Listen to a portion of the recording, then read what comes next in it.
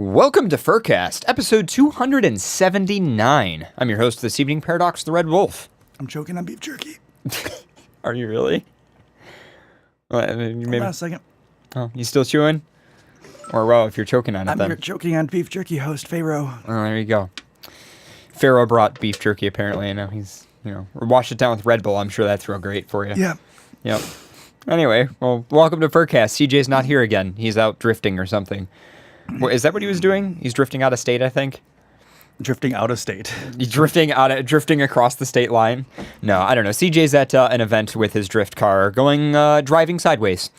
So I'm sure he'll talk about it and bring it up on the show. He actually mentioned that he might call in at some point later on tonight and kind of give us like a tour of the track and everything. So that'll be pretty cool. Even though I choked on this beef, I just keep coming back for more. Yeah. I'm sure a lot of people could relate to that. It's terrible. Anyway, moving on. So we new studio. We should probably mention how the new studio is doing. The windows finally went in, and they look amazing. I posted some images. Did I post some images of that on Twitter? I can't remember. Maybe I didn't. I don't know. I'll take some pictures. You posted them to me, but I haven't walked into the attic yet. Seriously? Seriously. Let me get this straight. You have paid a contractor $3,000, and you haven't even checked their work in your own house. Are you okay? True. Okay. Welcome to Pharaoh, everybody. For anybody who's not met him, he hasn't met himself either. Anyway, but no, I was up there and I took some footage of them. They look awesome. So drywall, though, we found out that there's like some issues with the previous contractor. They might not be able to do it. It was like friends of the family. They were helping out, and one of those situations where everything that could have gone wrong went wrong. So we need to find another contractor for drywall. And of course, there's probably tons of you guys out there who are like, oh, just do the drywall yourself. But yeah, that's great. We did drywall ourselves in like 2 rooms, and we were horrible at it. And it took us like a month, and it didn't look very good. So I'd rather just pay the money to have it done like correctly and have it look good. So we just need to get a couple quotes, and we'll get that done. And once the drywall's done, everything else will move forward, because that's the only thing we don't know how to do at this point. We just need to. We already picked out a carpet, and we already picked out an HVAC contractor, and I already picked out a quote for that, and so yeah, we'll move along with that at some point. But anyway, so we do have some stuff in the roundup, but I suppose we could probably, I don't know. Do you have anything else you want to mention before we get started? How's the attic looking? How's what? How's the attic looking? The one in your house? Yes. It's looking pretty good, Pharaoh. A lot of sawdust and stuff, but What'd you think of the windows? I thought they were pretty good. I didn't realize that you were doing the ones in the front of the house and the back of the house.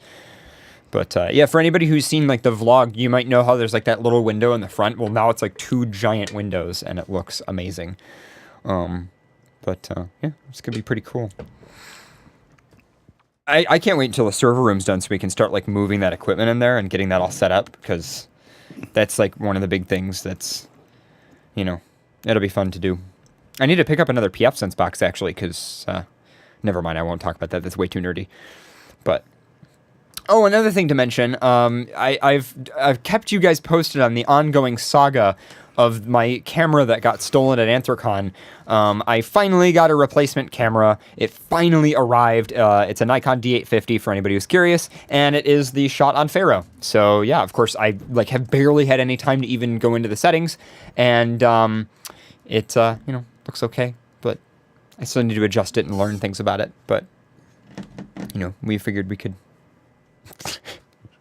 Anyway, but yeah, it's good to always get that back and have an extra camera in the studio, because I felt bad that we've been stuck on like some kind of crappier cameras for a while, but luckily it improves. And also thank you to Homeowners Insurance for covering not all but a majority of the cost of the stolen camera. That that's great. And there's pictures on my Flickr, by the way, for anybody who's curious, for some pictures that we got out of it.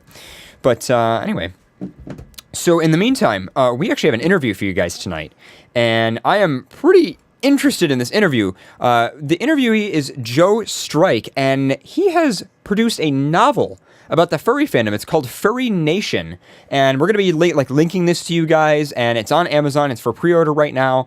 But Joe Strike has been in the fandom for quite a long time and seems to have quite a bit of an experience, knows honestly more than me, even though I've been in the fandom for how long have you been in the fandom, Pharaoh? Too long. Too long? How long is too long? Well, I went to the first Anthrocon at 18 and now I'm 29, or turning 29, so... Right. Yeah. About 11 years. Oh, more than that, because... Right. I was talking to you before I went to my first con. Yeah, that's true. What, really? You were talking to me before that? I'm pretty sure. Oh, before your Anthrocon, 2008 or whatever? Well, anyway, we have Joe Strike joining us on the line for an interview tonight. How's it going? Going very well. How's it going over there? Pretty good. Good weather, surprisingly, for this time of year. It's the fall or the autumn equinox, I guess. Yesterday, yeah. Where are you guys? I have no idea. We're up in Buffalo, so kind of near Niagara Falls, right near the border to Canada. Niagara Falls. Slowly I turn, and if you don't know that one, you're too young. So before we get started, though, I have to ask, what's your, because you're a furry and you've been in the fandom for a long time, what's your species so I can appropriately make fun of you? Okay, well, my persona is alligator. I'm wearing the shirt that you don't have a camera on, can't see right now. I can see an alligator. Yeah, we can kind of see an alligator. I'm impressed. I don't know too many gators. Oh, hello there. Yeah, I know. There's quite a few scalies in the fandom. Not that many, but I'm one of them. Yeah. Well, there you go. So I guess introduce yourself. Tell us about your work and your past in the fandom and all the stuff you dabble in. It seems like quite a lot. Oh, good God. Yeah, I'm an original Renaissance man. I have to tell you, though, mistake one, Furry Nation is a nonfiction book, not a novel. The novel will come later, assuming that Furry Nation is successful enough for anyone to want to read anything else I've written. All right. Cool. I look forward to that as well. Oh, this is weird. I'm looking at my video here, and I see I'm on a, 5-second delay or something. Yeah, Very strange. Yeah. Good God, even longer. I pointed to my gator 20 seconds ago. Jesus Christ. Yeah, we end up having to watch ourselves in the studio, and it gets really distracting. But so if I hop over to your website, it looks like you have done a lot of stuff. You've dabbled in, you did script writing for Powerpuff Girls. You've done TV commercials and writing and photography. I mean, all kinds of stuff. Yeah, I get around. I do. What can I tell you? I just you have a creative instinct and you have the freedom to go after it. There I go, Yeah, it's pretty awesome. Thank you. So, so actually, speaking of book writing, though, you also wrote a children's book. Is that true? That is very true. It's called The Incredible Hair. It is, as of this moment, unpublished. Oh, cool. There's one of my photographs. If I sent you on the Skype a link to the Kickstarter video I made to try and sell the book that was spectacularly unsuccessful. So I don't know if you can find that link on the Skype conversation we did before. Wow, yeah, there's a whole, good God, I have done stuff up the wazoo. And okay, here we go. Now, here's the Furry Nation website. Right. Yeah, and if you look at it, you can see that... goodbye. There was the Furry Nation website. So it's all good. It's all good. You can. Okay, cool. Yeah, we're showing it on the feed in real time. So cool. Yeah. So anyway, yeah. What can I tell you? I began as a log cabin as a small boy. It's all in the book. Who I am. And yeah, I've done stuff. I used to work. You guys are too young to know about a show called The Great Space Coaster, but you know about Bravo and you know about Sci-Fi Channel. And I've done promos for them, local station New York, Channel 9. And all the time I've been writing. I've been writing a lot about animation for an animation website, a professional website, not a fan website. Although I have written for fanboy.com. So no, that was a lot of fun. I really enjoy doing creative stuff. Yeah, it's awesome. And how long have you been in the fandom? Okay. Can I read something from the book? I happen to have printed it out here. Sure. Yeah, go ahead. Yeah, absolutely. Okay. This is the beginning of Chapter 2. I'm not the only one! ! Okay, here we go.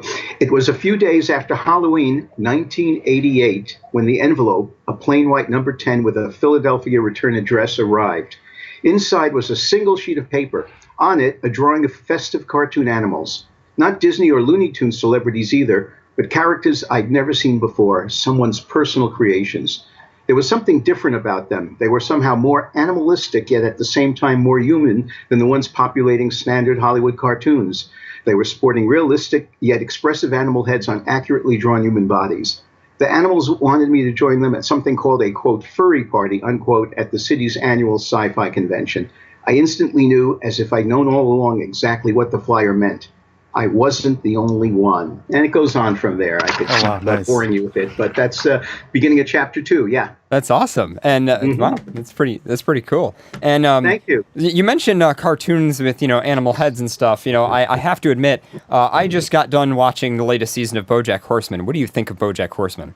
Okay, well, one of the producers and the woman who designed the characters, she is a self-confessed furry. Okay, but she says she's only technically one because she doesn't find, I believe how she said she doesn't find the characters attractive, Very nice. Words to that effect, yeah. And I saw her recently. She did an appearance. They had a BoJack Horseman event in a theater in Brooklyn. And I asked her about the furry thing. And of course, I embarrassed her in front of the entire audience there. And I was going to ask her about, furry has a mixed reputation in the Hollywood animation community. And I asked her about that. But then I realized she's not really part of that community. She's come in from the outside along with BoJack. So she hasn't been exposed to that. But talked to a few animators and furs who have had their experience in that. And yeah, it's kind of a very mixed reputation furs have among the animation professionals. Yeah, I mean, I could definitely understand that.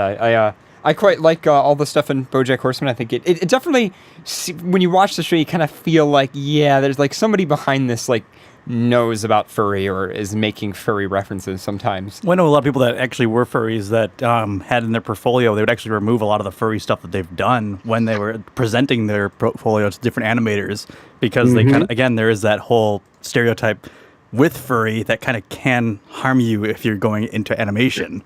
So there's a lot of people that like, so I've heard a little bit of here and there from just different people that are in the animation industry, but I didn't know that there was this whole stigmata that actually did exist, like in the Hollywood level.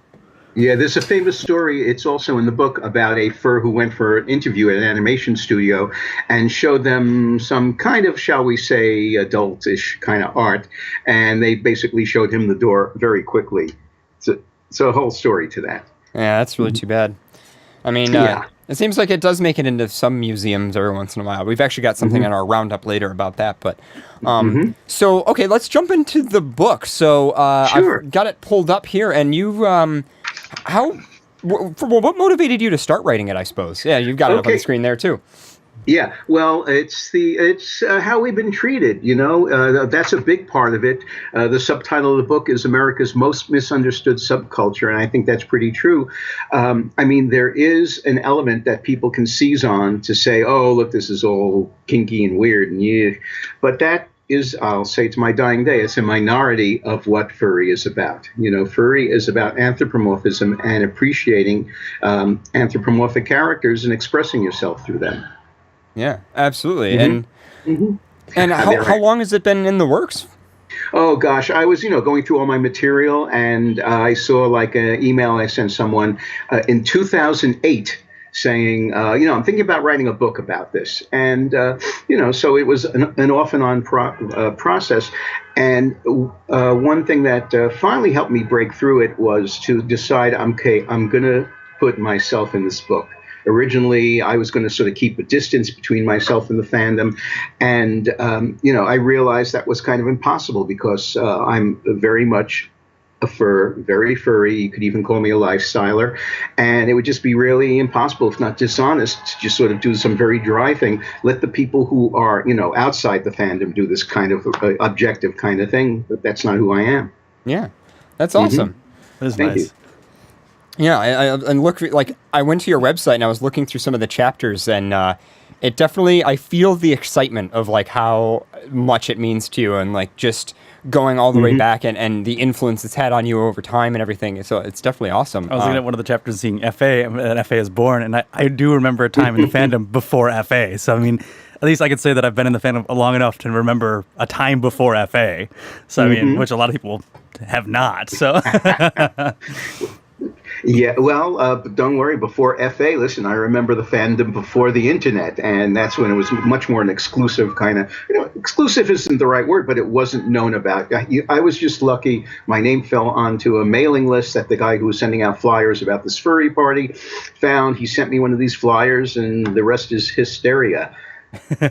And you mentioned that, you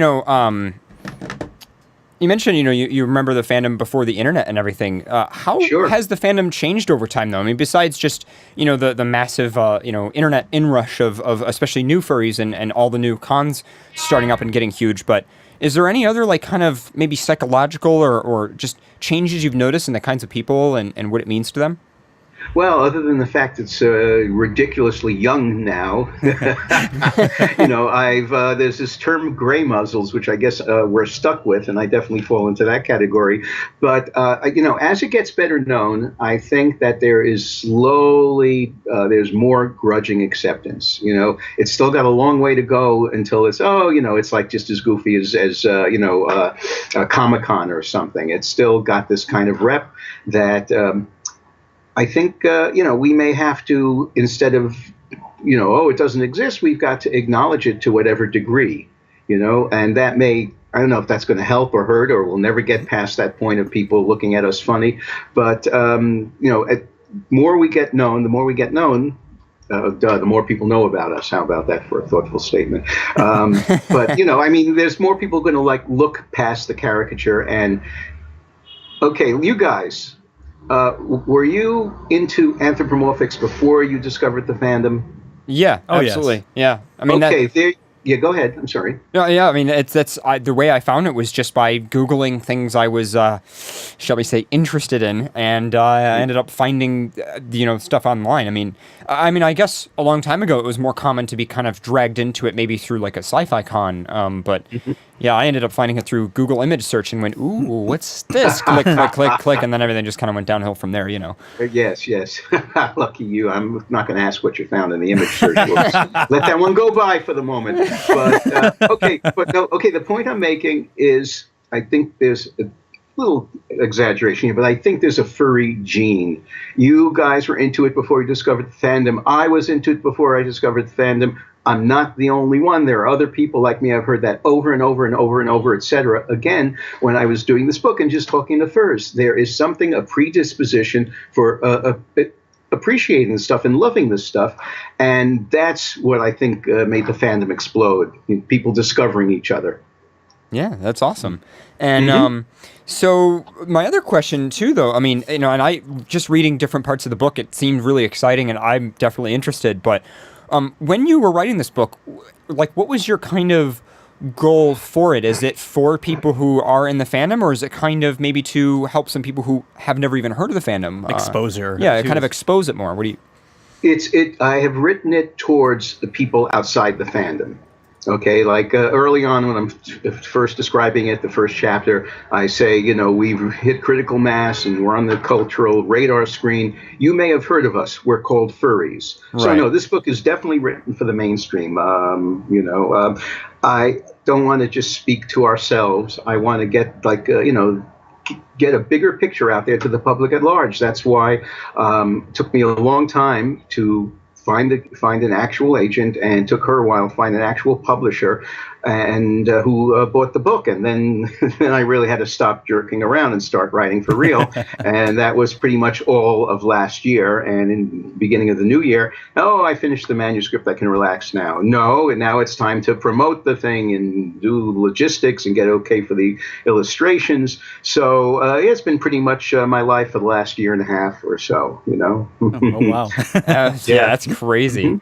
Mm-hmm. But it's not written to exclude furs, It's obviously a lot of history there. So the younger furs can find out where we came from. So it's definitely not to the exclusion of the fandom, or the community, as some people like to call it. Yeah, awesome. I was going to ask, because Furry did develop kind of slowly as a small niche inside of sci-fi conventions. Did you remember have you gone to any sci-fi conventions as a furry, and what was the presence like back then if you did attend one of those? Let me see now. I've only gone to a few sci-fi conventions. I'm not a huge fan of them, and I never went in character. I've got a fursuit these days, and I haven't seen a lot of fursuiters at the sci-fi conventions I've been to. Although I was in Portland and I was taking the trolley from the airport to downtown, and we go past the convention center. I'll see all these people in outfits, cosplay, going to the building. I say, "Oh, wow!" So I went in there, and there was one girl who was like, she was a perfect gadget from Rescue Rangers. She was really good. So there is a presence now in the sci-fi conventions. Obviously. We're getting big enough, and there's enough of overlap between sci-fi and fur that more people are going. Personally, I can't deal with the conventions; they're just too insane, too crazy. I mean, the mainstream. I love the furry conventions, but it's been a long time since I've gone to like a Comic-Con or something. Yeah, I ended up suiting at E3, so I ended up getting to go to E3. And I was one of the probably first fursuiters, I would say, that ever really suited at that, since it's more business-like, at least for the video game industry. And it kind of blew a lot of people away. But like one of the funniest things is there's always furries. So no matter where you are or what you're doing or what convention you go to, there's always kind of furries, but they kind of, hide in the backgrounds a little bit. So like the best part of it was walking through this convention, and people were like, "Well, what video game are you associated with?" And I was like, "No, I just do this for fun." And I would point people over to some of the games that I liked. I was like, "Oh, you check out this," but then people would come up to me, like photographers and people that were in different, I would say mediums for television and stuff, and they would be like, and they'd come up and they'd find different ways to kind of ask a furry question that wasn't necessarily furry. They'd be like, "Hey, have you ever been to Pittsburgh?" Wink, wink, yeah. Or they're like, "Oh, have you attended any cons in the Pittsburgh area?" And they would be these little kind of, I would say segues into "Oh, have you ever heard of this convention?" Or have you ever heard and I would say there was about a handful of people that came up to me, and there was all these kind of obscure questions that would ask, and it was hysterical because it's "Yeah, I'm a furry." So I knew the questions right away, and they're like, "Oh, really? I can't believe you're doing this. Can't believe you're here." So it was one of those funny things, and "Oh, we got to take some pictures and stuff like that." But yeah, I mean, I would definitely say it's definitely being I liked fursuiting outside of the realm of furry or furry cons, because you get this whole different perspective of what you're doing, and it's definitely a different environment, and it's kind of fun to adapt to and kind of fun to entertain as well. Sure. I was, I think maybe it was Anthrocon a couple of years ago. I was coming back from Anthrocon, and the following week there was a licensing show at the big convention center in Manhattan. And I used to go to them because it was, overlap with animation. And I'm standing next to this, I don't know, 6.5 foot, 7 foot tall furry character, somebody in a mascot suit related to some game, some video game or a product line. And I'm thinking, okay, I've gone from, furry convention, people dressed up as animals, oh, they're kind of weird, these people, to the licensing show, hey, look at this cool property with this lovable furry guy here. And it's the same thing. To me, it's not legitimate versus illegitimate or whatever. They are both about anthropomorphism. We want to see animals on a more equal footing with human beings, and I think that's what it's all about, bottom line. Oh, very nice. Yeah. Mm-hmm. So, do you have any future plans for just any new projects that you've got coming up that you want to mention that for people to get excited about? Well, like I say, I do The Incredible Hair is a finished piece, and I was shopping it around and didn't have any luck with it about 2-3 years ago. If Furry Nation gets any traction, I want to, shop it around again by the author of Furry Nation, see if that makes a difference. On the Skype conversation, I sent you a link to the Kickstarter video that I made for Furry Nation. I don't know if you want to try and run that. That could give you a good idea what that show is about, or more of me on camera, actually. Sure, but, yeah. I don't mind playing that. Yeah, I don't mind playing it for a minute. Unfortunately, I don't like... I'm going to play the video. You're not going to be able to hear it, though, but I could at least play a minute of it here. Oh, that's okay. I know it well. That's all right. Once upon a time, I wrote a book about a talking rabbit. Not just any rabbit, but a trickster rabbit. A rabbit who turns the world on its head, who mocks the arrogant and laughs at fame. All the things I'd like to do. My name is Joe, but his name is Harry, the Incredible That's me. Bear. I've written about sci-fi, fantasy, and animation.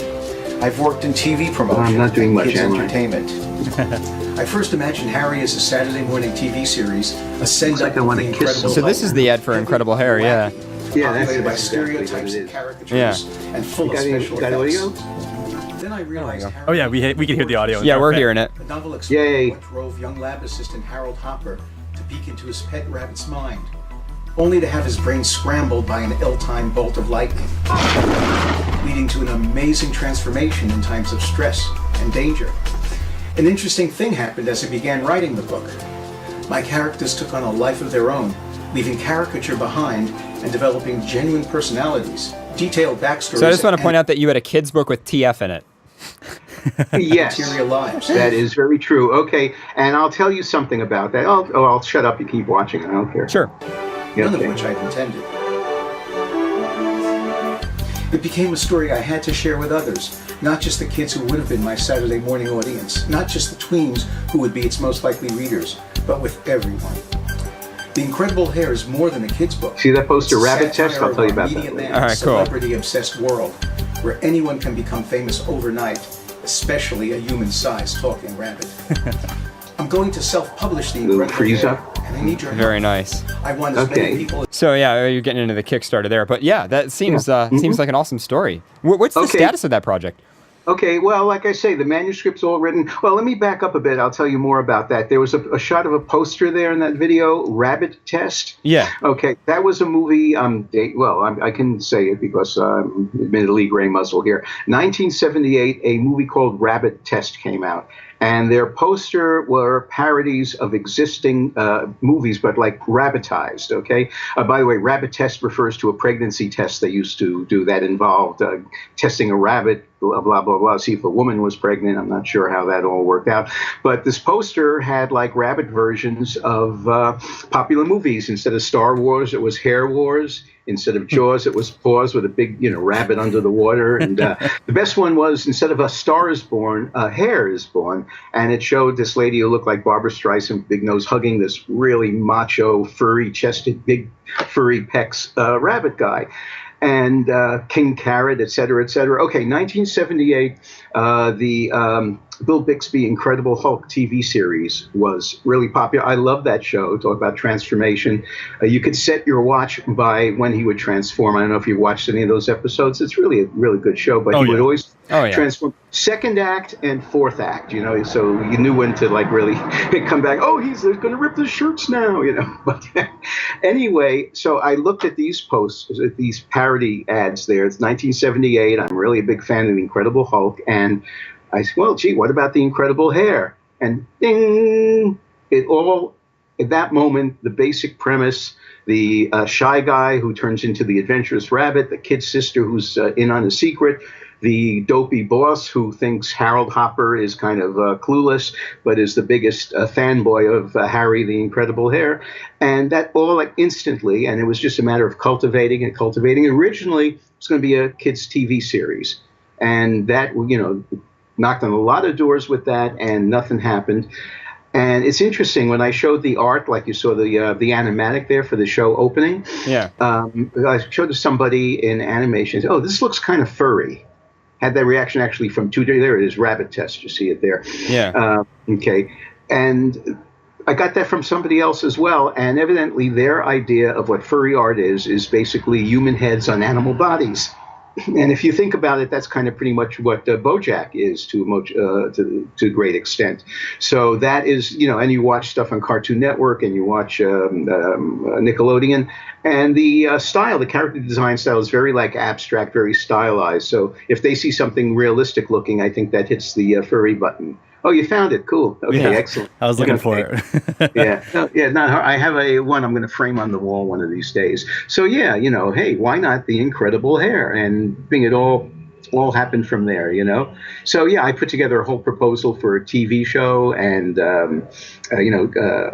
did a script with this wonderful furry artist, writer named, who's sadly no longer with us, John J.P. Morgan. He created Fish and Chicken, and we wrote a script together, and shopped it all around, and nothing happened. So I put it away.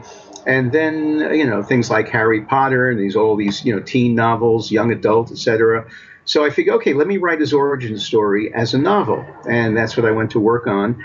And it was interesting because the show it would be goofy, it'd be lots of like slapsticky humor, good deal. I like the Croft shows of yesteryear, the Saturday morning Croft shows. I really enjoyed those. They're probably also before your time. And so anyway, I shopped that around and no one was interested. And that's when I decided, okay, let me write an origin story about him. And as I started writing the book, it took on more emotional depth than this goofy thing. And I was really surprised because I was not expecting that to happen. A lot of stuff happened writing the book that almost happened on its own. And I'm saying, oh, wow, this makes a lot of sense. So, it's this kind of thing where it's carrying you along as much as you're creating it. And I'm really proud of the finished work. And like I say, I really hope that Furry Nation will open a few doors for the incredible hair. And then Spielberg will buy the movie rights, and I'll get to hang out with him and tell him how much I have mixed feelings about his movies, Stephen. I don't mean it if you're listening. Okay. And but that's pretty much it. Other than that, I have enough material left over to do a sequel to Furry Nation, and it would be called Furry Planet, obviously. There's a lot of stuff that just was not a room for in Furry Nation. I was like way over length as it was. I wrote a lot about mainstream anthropomorphism. There are, fine arts artists, novelists. There are performance artists. I almost fell off my chair. I went to, there's this one guy who performs. He's done like graphics. He's done videos for Lady Gaga. And then he puts on this furry face and becomes Craig, this very dissolute, homeless, damaged wolf creature. So, whoa. And then I go there and there's somebody else on the same show of performance art pieces also wearing animal drag. They have these muzzles on and doing kind of like tableau kind of things. So, wow. So yeah, not only are you not the only one, but there's quite a lot. Oh, it's all over, right? Place. Yeah, there was a woman. I just happened to go to an art gallery, and again, anytime I see some mainstream, I say, "Oh my God, this!" And she did these like taxiderm sculptures of animals with human heads, put human heads on them. And I went to interview her, say, "Oh, I really love your stuff. I want to put it in my book I'm writing. Well, what's it, Furry Nation?" And I get an email from her like a half hour. "Oh, I don't want to be in your book." So wow. That's our reputation. But her name is, what is her name? I forgot her name. I'd like to say it and embarrass her on the air, but it's buried in my notes. Well, so I've got a question from somebody in our chat room who wants to know how you write a book with alligator claws. Well, I could say that, I have a voice recognition, but you can see here, no claws, they're definitely 10 see, now fingers. you're ruining the magic, man. Now he trims, trims. Oh, yeah, it trims it. Okay. Well, this is about gator issues I get tonight. And I don't have a gator suit. My first suit is my Komodo dragon character, Komos. Oh, okay. Yeah. And he began as like sort of, in fact, I don't know if you can see this, but here's a comic book that British Fur and I put together of our characters. That cute. is Komos. Yeah, oh yeah.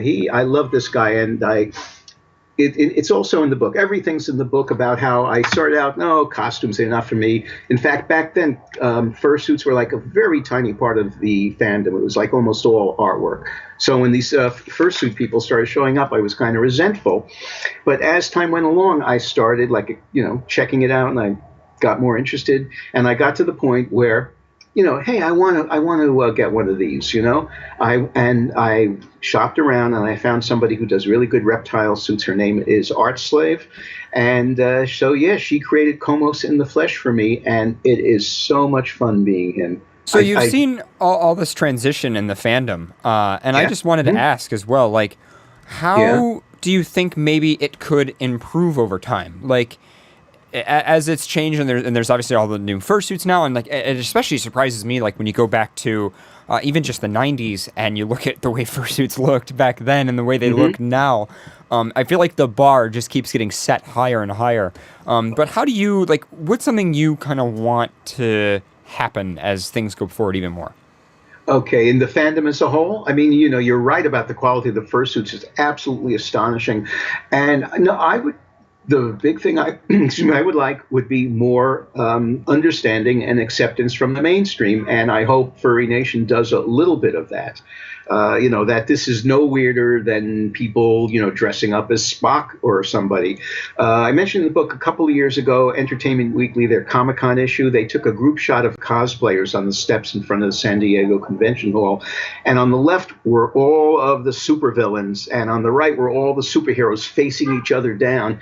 And it was just the greatest thing ever. It was so wonderful to see. They were all having such a great time. Everybody understood, what they were doing there. There was no condescension. I am seeing a lot less condescension towards fan stuff lately in the mainstream media. And now it's he's a loser. He's got every Simpsons thing ever made. And now, oh, hey, that's pretty cool. He's got every Simpsons thing ever made. So hopefully that attitude will, sort of evolve, towards fur as well. So I think I have something on the screen. So shout out to Meds the Fox who sent this to me.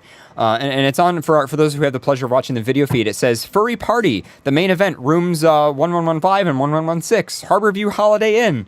Mm-hmm. And that was in 1988. Yeah. There you go. Yeah. Mm-hmm. That's when it was just taking off, just beginning. And so that Furry Party flyer, I went, and it was just basically some guys hanging around the hotel lobby. Oh, yeah, that's nice. I like that. I got to know these folks. So I like to say I didn't, I wasn't there at the birth of the fandom. I got in around day 3, just as it was, just as it was beginning to take off. And then another overlap is anime. In the book, I talk about Osamu Tezuka and Kimba, he had a lot to do. Anime had a lot to do with starting the fandom. I think it's anime and sci-fi, and also the genre known as funny animals. Funny animal comics used to be very big in the 40s and 50s. You can go do some searching for funny animal comics. I think I know what you're talking about. I think I've seen stuff from that, yeah. Mm-hmm. And so there are people who remembered that. A couple of guys in Minnesota and Minneapolis started this APA called Voodie. And that gathered a lot of funny animal artists together who wanted an outlet for their stuff that really, I think the Saturday morning cartoons and the after-school cartoons killed off the funny animal comic genre. Superheroes took everything over. So these guys started up. They got a lot of talent together. And it lasted several years, and it sort of, dissipated. But these people became the founders, the first artists of Raubrazzle, which is another APA, which at the one point was the APA to be in. You had to be in Raubrazzle, or you weren't an art god. And I finally wormed my way in there, and I sold a couple of my early issues. They went for a lot of money on FurBid, so that stuff is evident. Sorry, I sold them now. I wish I still had them. I got another question from our chat room here. Yeah, please. Somebody messaged me and they said, "Do you have any advice for creative individuals like yourself who maybe are thinking about similar projects and similar, maybe even publishing a book?" Okay, well, go at it. Don't give up. Be critical of yourself. Get feedback from people, and read a lot. Read a lot of stuff to see how other people write. To see what works. Okay, don't just I'm going to put it all down, because I saw one or two things that were really terrible. Really terrible. These people needed to go back and learn grammar, just learn sentence construction, but this one guy in particular, he just wanted to tell a story. And no, you're not going to get anybody to listen unless you write something. I've always tried to write every sentence to make the person want to read the next sentence. Every paragraph, and that's what you should go for. And like I said, when I was writing The Hair, at a certain point, it just started sort of taking off on its own, and I just sort of had to keep up with the ideas. So if you're connected to something that you believe in, that resonates for you, hopefully you'll hit that sweet spot, and it will start creating itself along with you, and you sort of be riding it as much RIDING as much as WRITING it. Yeah. So Pharaoh just found another thing here that we can throw up on the screen, and it's you want to talk about this, Pharaoh? It's the Art Slave Fursuits. Yeah, Art Slave Fursuits. Oh yeah, cool. Yeah, we got their Facebook page up here, so we'll link that to you guys in the post. But wow, pretty awesome stuff. Oh yeah, she's excellent.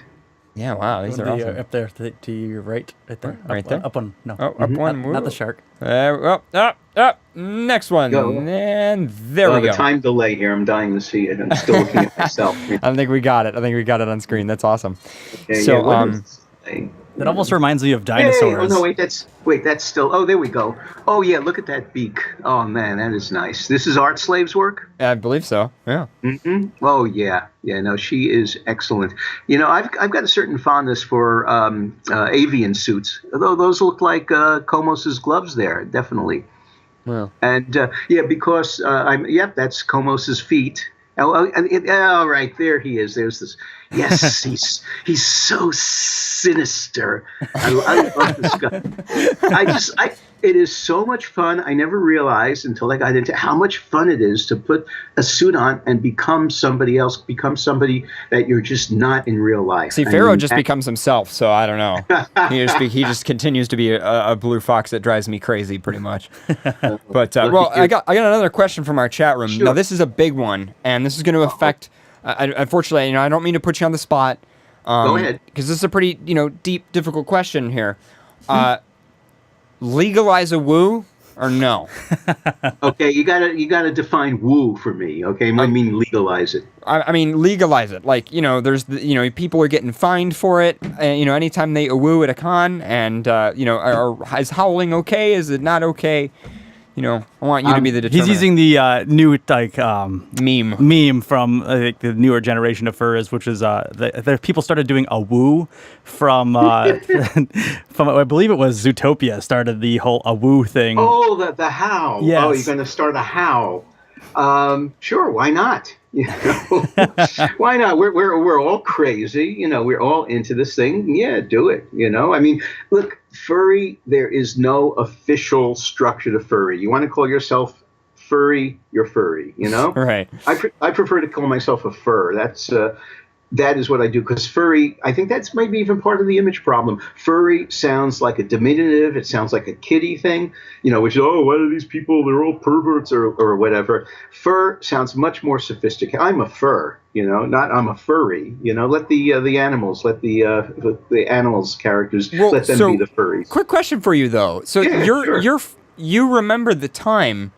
Because I've heard about this, and this is something I don't really know if I think about anymore, if you think about it, Pharaoh, but I've heard about there being a difference between a fur and a furry. I feel like when I first signed up for Twitter in maybe 2008, I remember people having an argument about that, and I remember there being wiki for article. And today, I don't even think if you went to a con today and asked a furry are you a fur? Are you a furry? They'd be like, what? But I know that in the past there was a difference. I was not aware of that. I thought I was the only one who thought that up. No, as you said, you're not the only one, man. Second chapter of your book here. Touche. Okay, but so you tell me, what was this whole divide? What was separated? What made them different from each other? And that's the thing is I don't know, but I remember it used to be an argument, and you bring that up, mentioning that you see yourself as a fur, not a furry. It just kind of reminded me of that. I think that's interesting because that's. Well, I go both ways. Sometimes I do call myself a furry, but Well, there you go. I do kind of agree with you on that. When you say you're a furry versus you're a fur, it definitely has I feel like different connotations of how it's presented, at least to people that have no idea what it is. So if you say, but. I'm trying to think of because you've been in the fandom long enough that you've seen kind of, I would say, the whole grand scope of everything. And I was trying to think of back in the day for when Anthrocon was first coming about, there was a subdivide of, was it the anti-fur or what was the subdivide? Burn furs. Burn furs. Yeah, burn furs. Yeah, tell us about burn furs. Okay, well, evidently there were some people who felt that the sexual aspects of the fandom were, out of control, and if we wanted to make the fandom respectable, we had to sort of get rid of that stuff or suppress it. And of course, that failed miserably. Well, that's the best part, man. Well, I'm going to say, no, I'm not going to go that far, but I am going to say it's part of furry. There's no way you can deny that. And what I say is that animals in addition to everything philosophical, metaphorical, whatever, they represent our physical selves, and our physical selves include our sexual selves. So to me, it's very, logical that some people, whatever number, would express their sexuality through fur. Very well put, actually. I like that. Yeah, I like that. Yeah, I like that. Mm-hmm. And have fun, but make sure the door is closed. But no, people put it on the internet. You want to see XTube, or you want to see something. There's a lot of stuff on FA, and I wish I hadn't seen that. We were talking about that last show instead of just things that you can't unsee. Exactly. We were always talking about that. Exactly.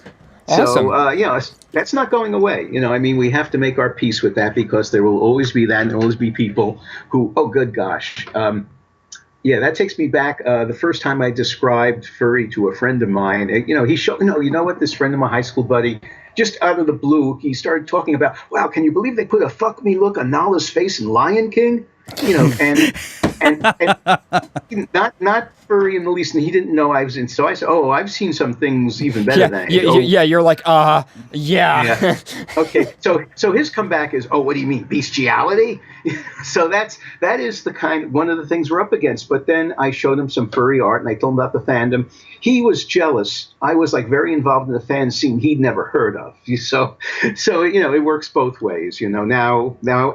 I want to say everybody, but now fur is very well known. And did you guys see the NCIS episode where these two characters are talking about califer and talking about fursuits? I couldn't believe it. These are two regular, handsome, young characters on this show, and they're basically saying these people are furs. For me, it was CBS. They finally made up for CSI with that episode. I did not see this. I did not see this. No. Mm-hmm. Yeah, the episode's called "Blame It on Rio," and when assuming I do start working on Furry Planet, I want to interview the director of this episode, or the writer of the episode, and ask him about that. And this is interesting. This is where IMDb comes in, very helpful. They have the person's credits. So I look at this guy's credits. They go back to an ER episode that even predated CSI, that had some fursuiters showing up in the ER that were fighting each other.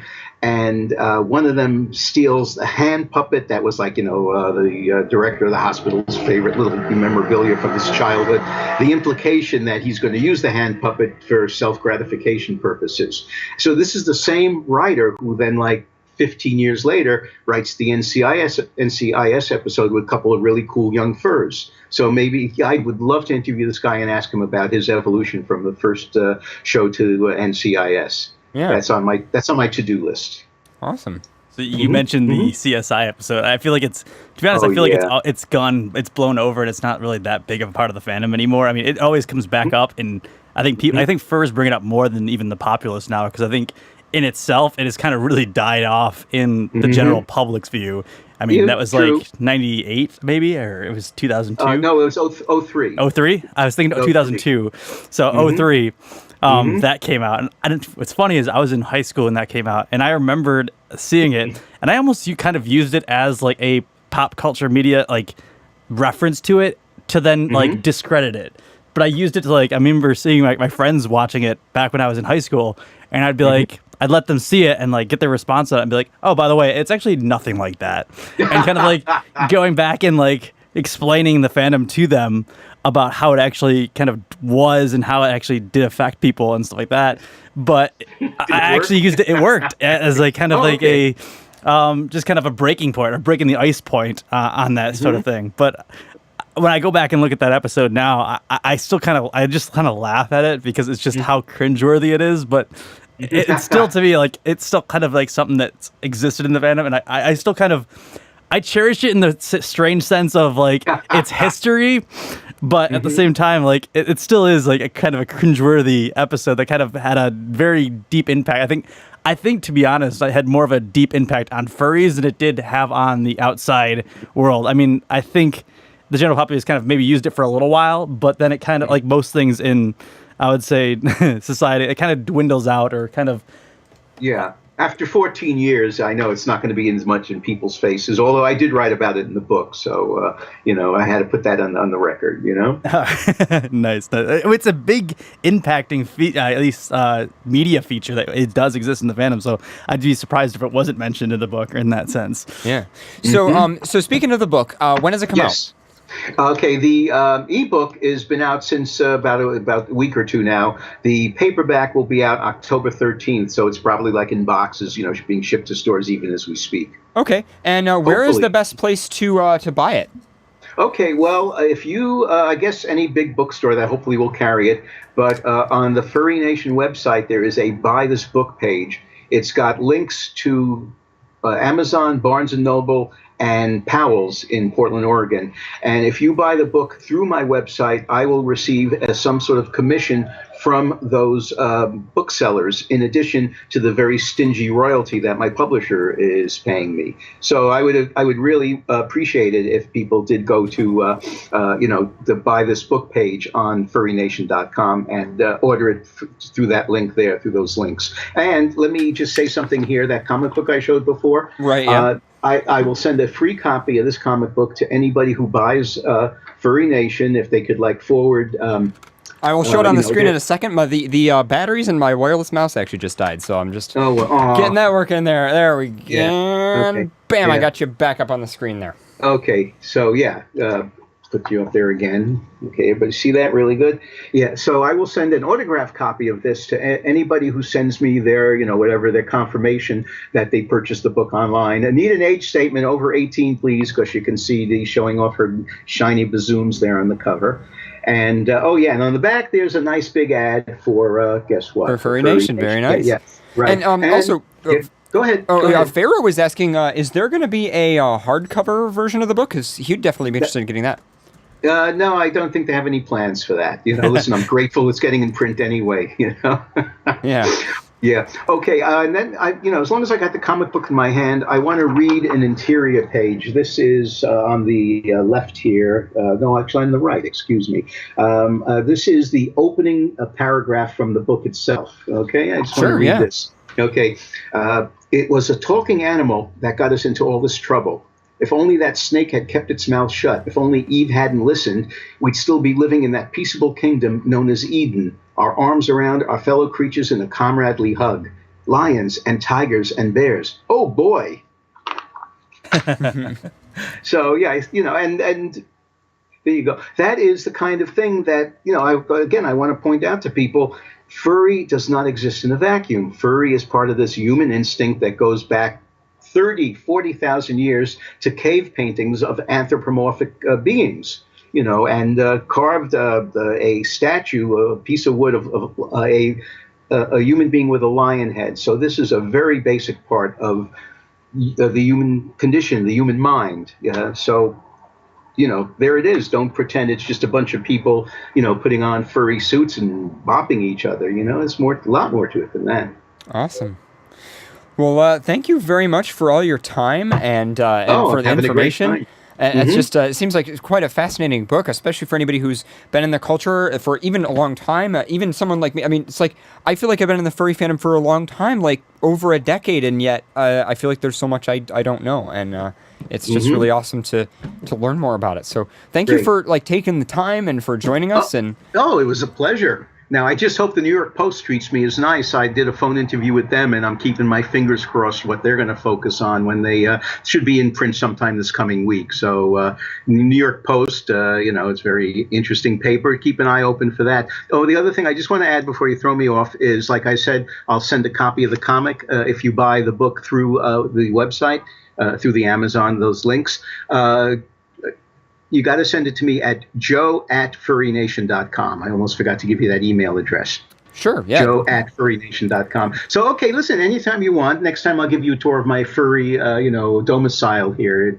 It's definitely, somebody comes in here, and I think there's no question of what this guy who lives here is into.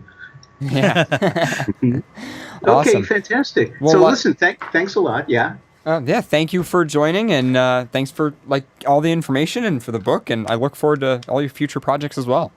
Yeah. Thanks so much. You guys have fun. Good talking to you. All right, Good talking with you as well. Okay, take care now. Bye-bye.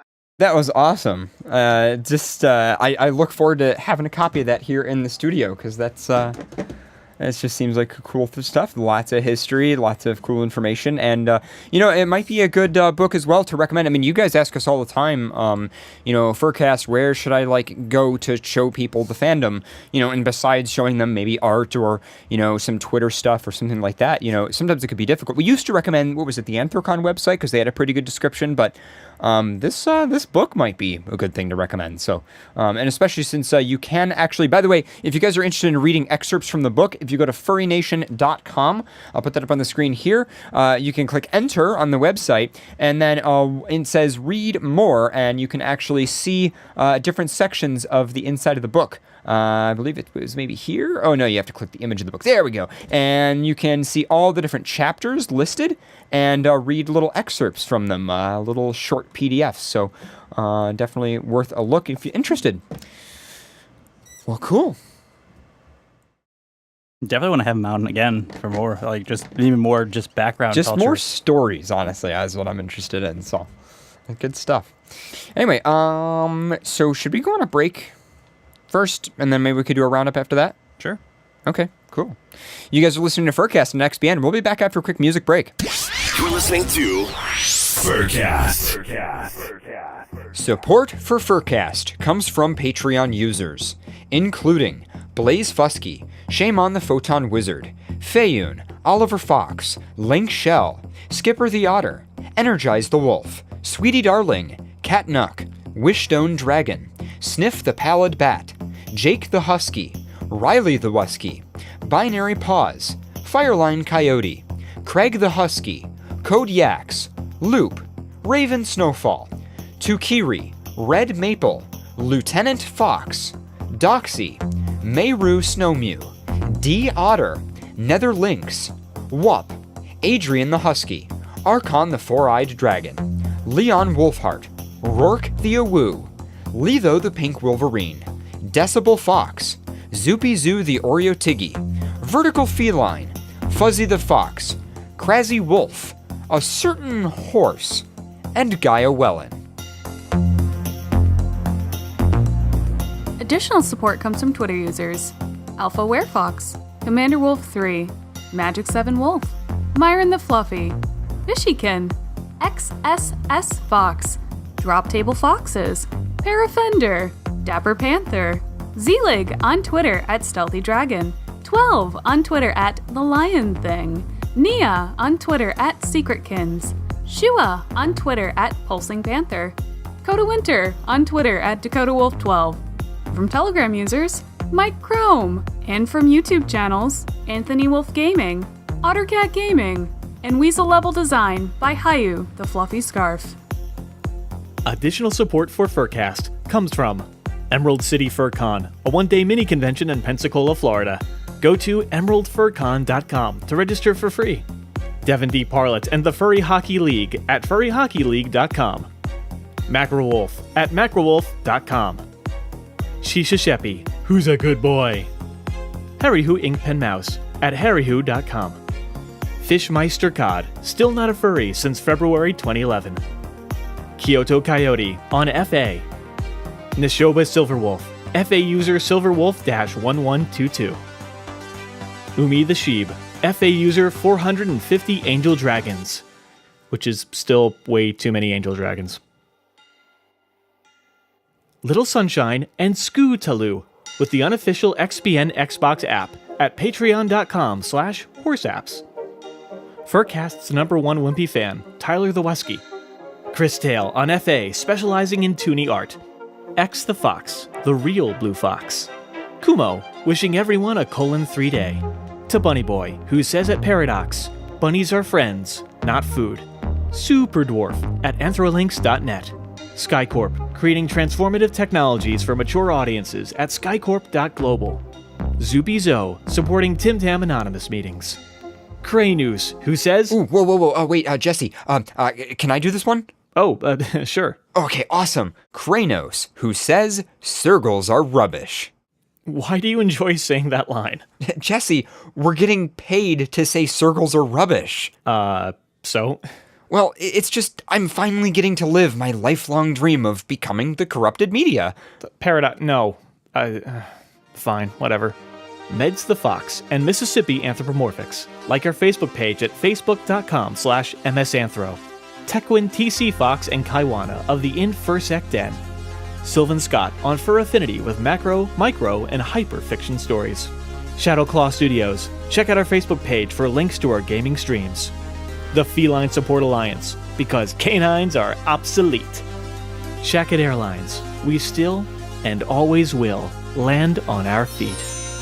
Silvergatamon at patreon.com/silvergatamon. And Cheetah Paws for a daily dose of bulgy arts. Support him at patreon.com/Cheetah Paws.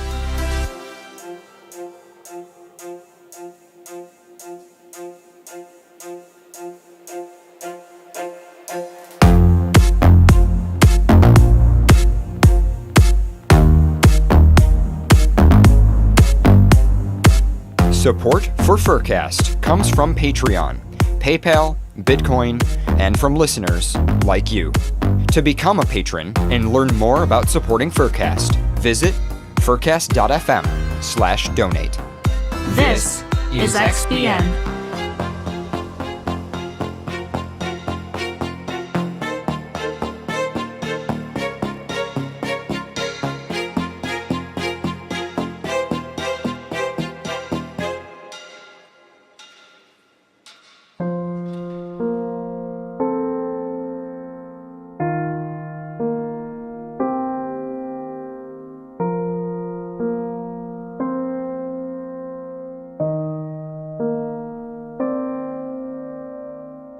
Nothing is too bright that I can't turn it off.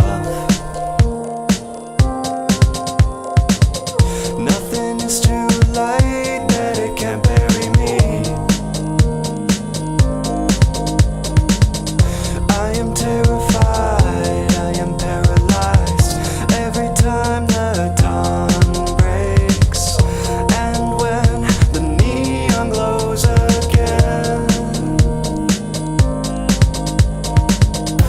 every part of me, every part of me, every part of me begs to heal for you. Every part of me, every part of me, every part of me begs to be with you. And I swear I'll find my strength.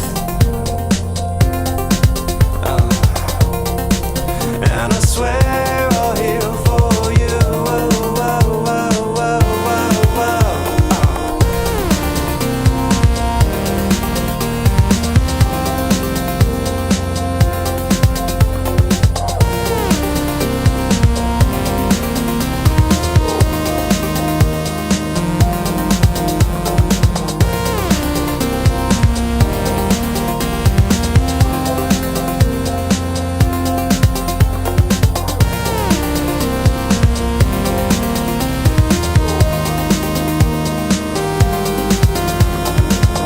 Nothing deep that I'm in that you can't turn around.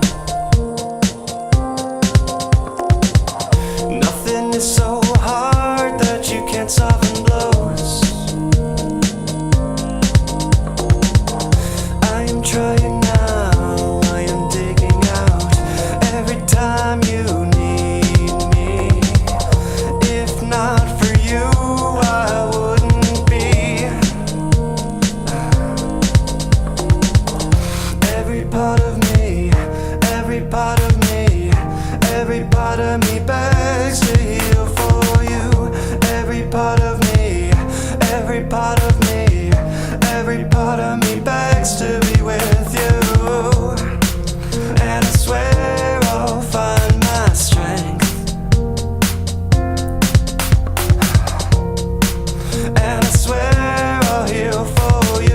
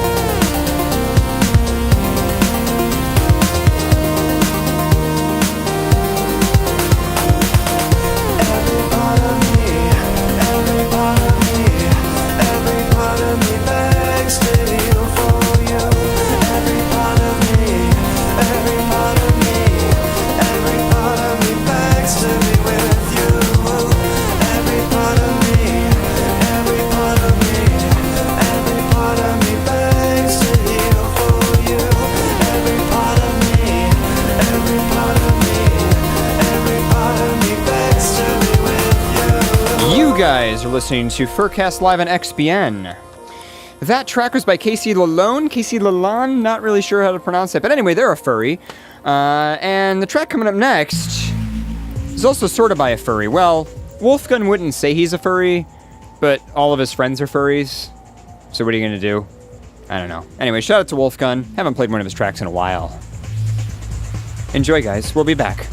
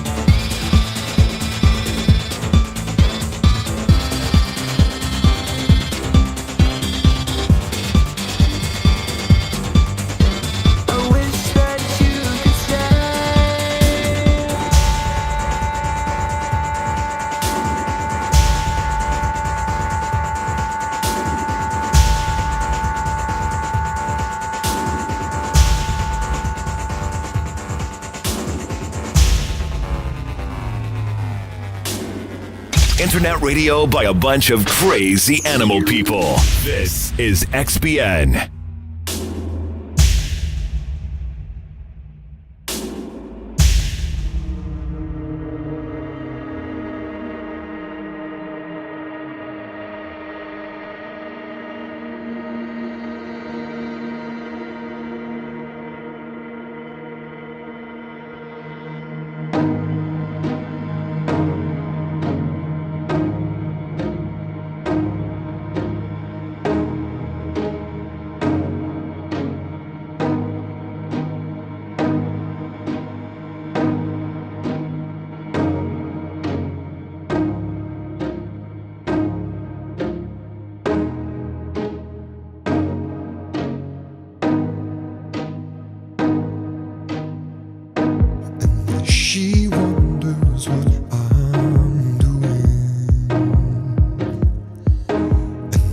road has come through to me.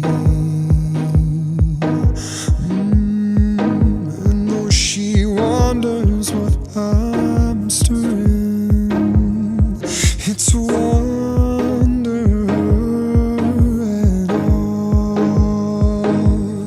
And I'm falling on the blade, piercing souls all at once, face to face. I find truth in a gaze where mind is amazed. And I'm falling on the blade, and I'm falling on the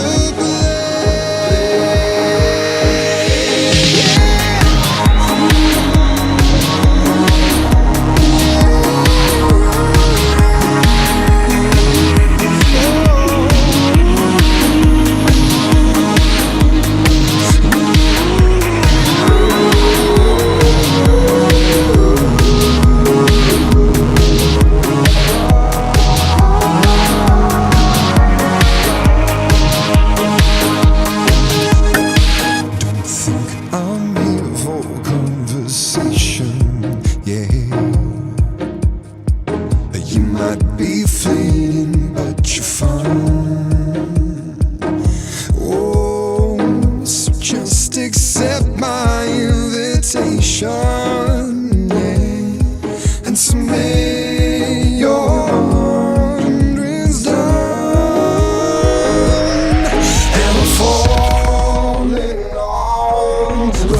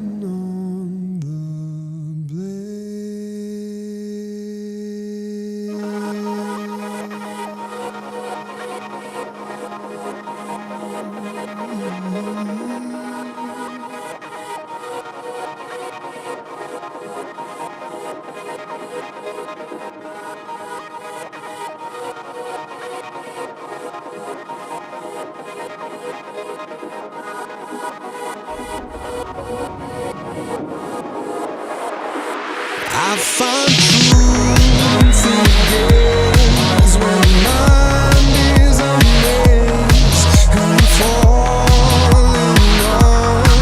I'm falling on the blade. Piercing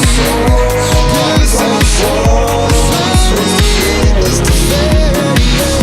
Finding truth, I find truth in ways where mind is amazed. I'm falling on the blade,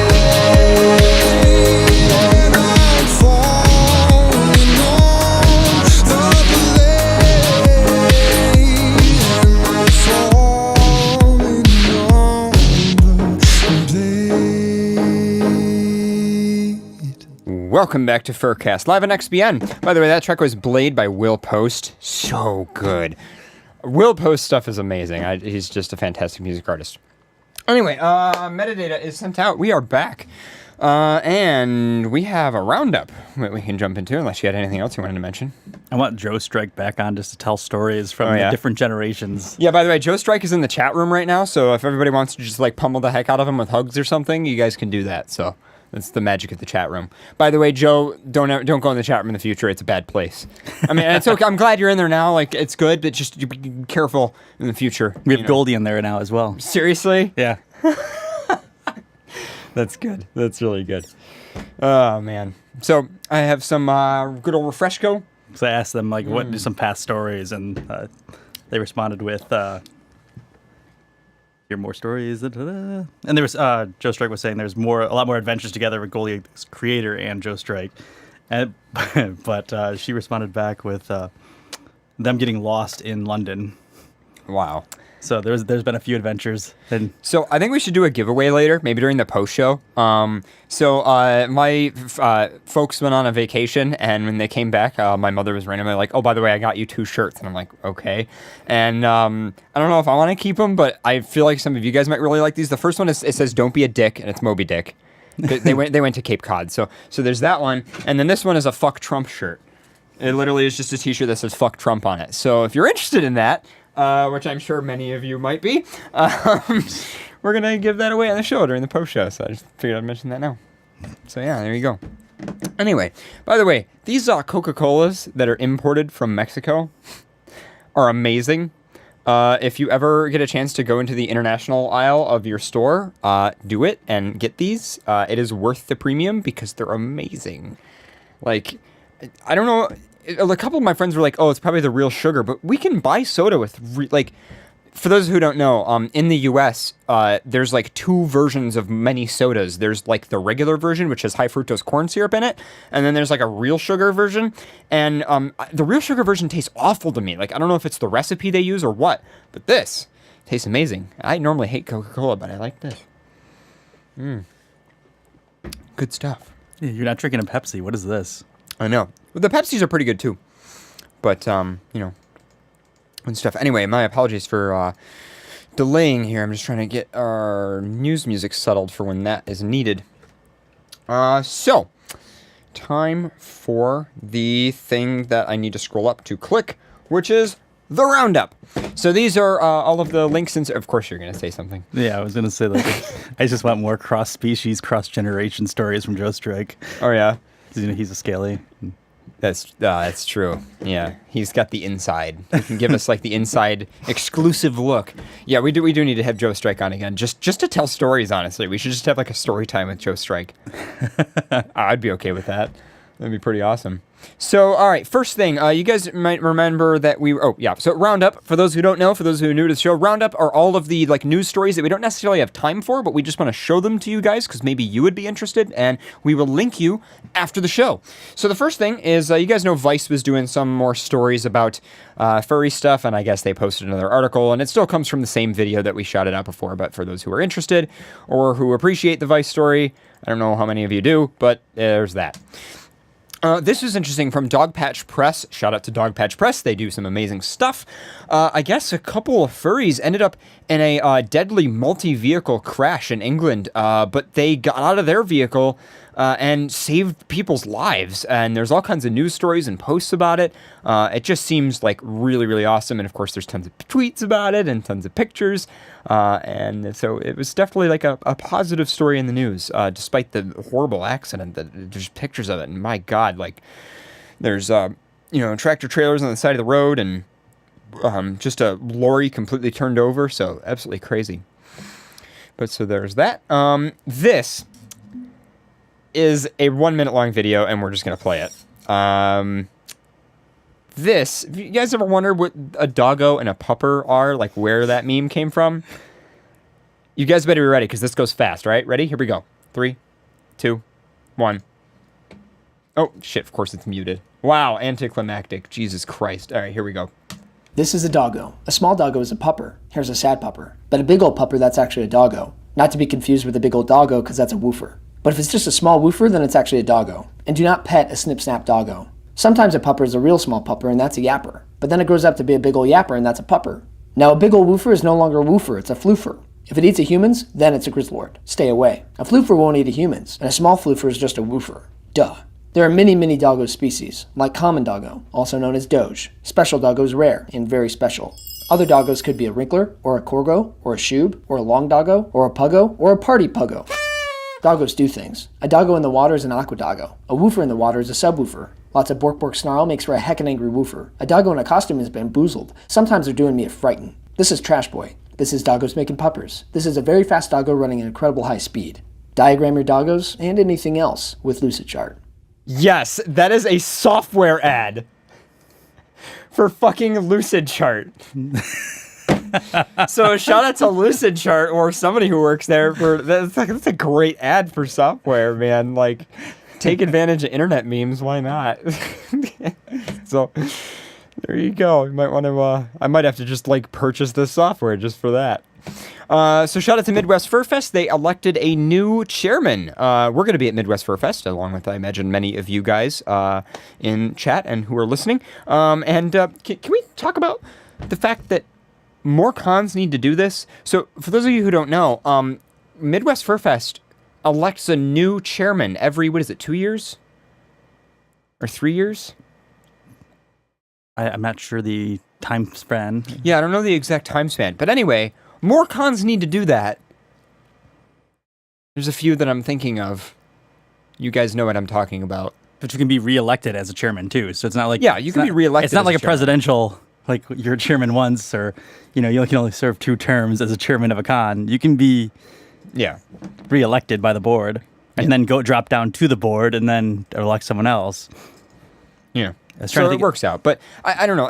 It's like one of my favorite things about MFF, though, is the fact that when you go to that con,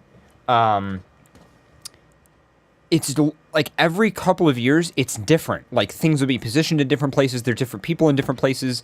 Like some of the roles. Previous con chair? I'm it's on the tip of my tongue. Yeah, I can't remember it. Yeah, and it's bothering me a lot. But like, I know his face, and I can't. I really appreciate though the fact that they think to themselves, we need change in order to grow. And then you look at Midwest Fur Fest, which chances are this year is going to be the biggest furry convention in the world. So, yeah, take the advice. Do that, other cons. It's a good idea, and it makes your con change and adapt and grow and evolve and positive liberal nonsense. I don't know. It's good. Do it. It's a good idea. So, next in the roundup, Sonic Fox, a furry gamer, takes home the Injustice 2 grand final purse, and this was all over. I believe he was on ESPN as well, featured on a ton of news articles. He was interviewed on more than just ESPN even, but you can watch the full event at Twitch. There's a link on the Flera article for it. But yeah, I guess he was like all over about the furry stuff too in some of the news clips. I don't know, maybe we could like interview him at some point. It's pretty cool, but he's blue. He is a blue. He's a blue fox, but But it was kind of funny because he's on ESPN in the interview, and he's like, yeah, I'm a furry. But yeah, well, shout out to Sonic Fox. Seems like an awesome guy, and definitely a really good player. Like, I don't even know how. Sonic Fox is a record holder in Guinness for many Injustice tournament wins. And his adept and flexible style in the fighting game is well respected. So there you go. The grand final starts at the 8-hour and 48-minute mark of the event on Twitch, by the way, for anybody who does click that link. But yeah, so there you go. Shout out to Sonic Fox. Next in the roundup, there was some drama over this on Twitter. I don't get the drama just because for whatever reason, I don't know, maybe I just didn't grow up with it as much, but I guess there's a movie coming out called Peter Rabbit. Once upon a time, in a beautiful wood, there lived a rabbit named Peter with a blue jacket. Blue again. Sorry! And no pants. Come on in. We've got the garden. Help yourself to anything. Wait, didn't you try to eat me? Show me your teeth. Do like a goat, like... It was you! I knew it! How are you? So good to see you. So it definitely seems like they're kind of making a comedy, weird, like, almost adult movie with the name. There's a badger. There is a badger. It seems really well animated, though, which is kind of unusual for films of this style. But, yeah, I don't want to play the whole trailer. I don't want to get a YouTube copyright strike. But if you guys are interested, it is, if you just search Peter Rabbit official trailer, it'll show up. And it has 2,000 dislikes, apparently. Beatrix Potter is rolling in her grave. Yeah, is the top comment. Yeah, so, I don't know. Maybe furries will enjoy it, maybe they won't. I don't know. It depends on your perspective, but I could see why some people are upset by it. I grew up with Peter the Rabbit, but I don't remember the story. It's that bad. Right. I still have the book, I think, at our house. Oh, yeah? So. Well, there you go. So, this was hilarious. You guys know those, like, the computer malware that will go around and encrypt your files, and then in order to get the decryption key, you have to send them Bitcoin? Well, this malware makes you send nudes. This is an article on Motherboard, yeah, apparently, it demands that you send nudes to decrypt your files. That's pretty, okay, yep. I don't know. I kind of feel, as long as they didn't, like, require that I show my face or something, I would do it. But see, here's my question. How do they verify that it's you? Like, how do they verify that it's not just random nudes that you find on the internet? That's my question. That's what I want to know. Yeah, like, does it say in those directions there? I'm trying to see here. Get your unlock code and send your nudes. Submit your unlock code here. Okay. So anyway, I thought that was funny. You guys can check that out. Next thing is on Twitter. So apparently the Cleveland Museum of Art featured some art. Some furry art. With a hilarious picture from the artist, I believe. What does it say for the tweet? It says, I don't remember this from my last visit to the Cleveland Museum of Art. We should probably go there and see it. But there you go. Is this real or is this Photoshop? No, it's real. It's real. There's a bunch of people chatting about it in the tweets. I was reading it earlier. So, yeah. I want to know more of the story behind it. I don't know. Maybe maybe that's our next interview. We'll find out. And then this. So it looks like the Fun Day Pop Pet Show did do a farewell video. They just posted this recently. And it uses a very famous song that I'm sure you all recognize with some clips of their show over the years from 1999 to 2017.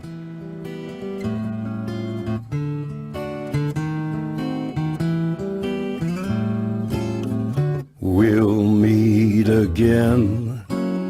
Don't know where, don't know when, but I know we'll meet again some sunny day.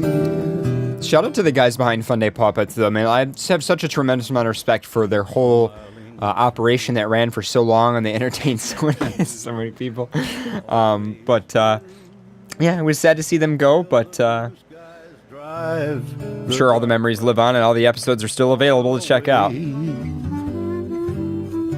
Oh, they're crazy shit, man. They got up to some crazy stuff. It's one of the reasons that got me into even doing podcasting. Yeah. So, but yeah. So shout out to the Fun Day Pop Pet Show, the now deceased Fun Day Pop Pet Show. And that's the end of the roundup. So there you go.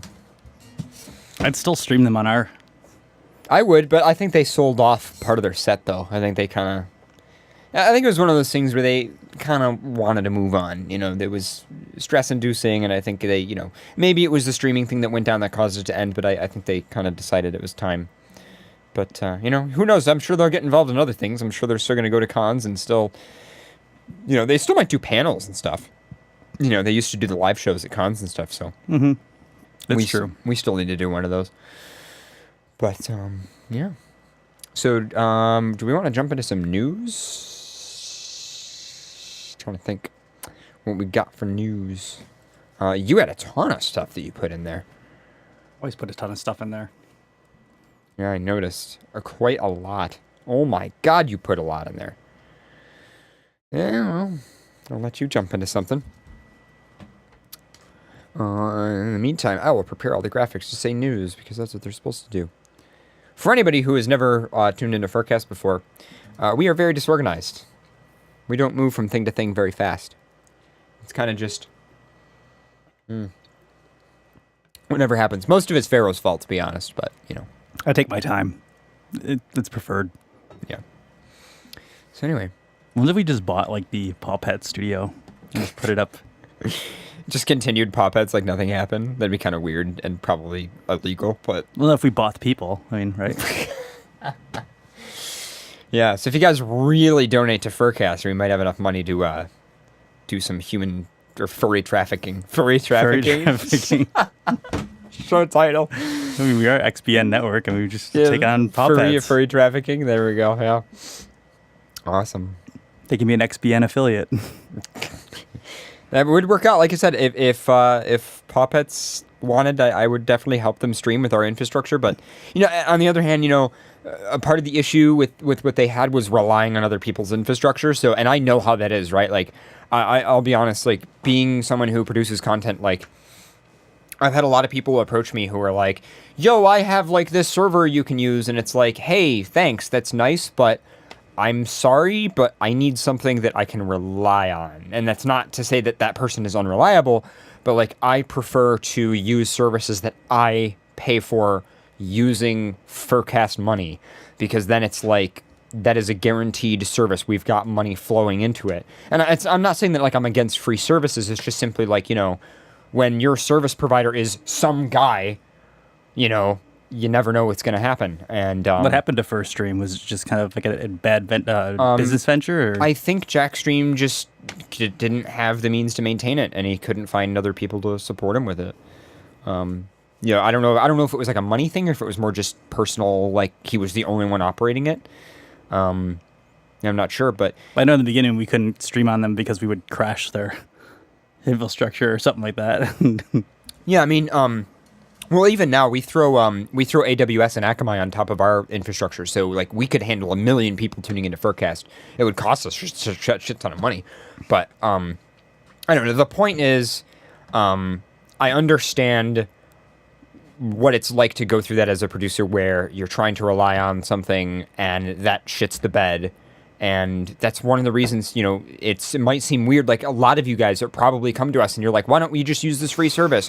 Why don't you just use Ustream? Why don't you just use X whatever service? And it's like, because I need something that we can like control and operate and rely on. And we started with those. Yeah, but we went through that bullshit. The whole thing and things crashing and servers dying and. Yeah. Well, I mean, and even now we have dedicated and virtual servers from multiple providers, because there's, and we've got backups with other providers than we do the hosting providers, and it's all separated out, and we pay for all of it, because guess what? Any day, any one of those providers could say, we're done. And that's just kind of the nature of the beast, So, anyway, well, news? We got news? One day Paw Pet Show just come back as like version 2.0. They just show up again. 4K. Fun Day Paw Pets 4K. Fun Day Paw Pets 4K. There you go. There you go. Not 2.0, 4K. Yeah, 4K. That's what it'd have to be.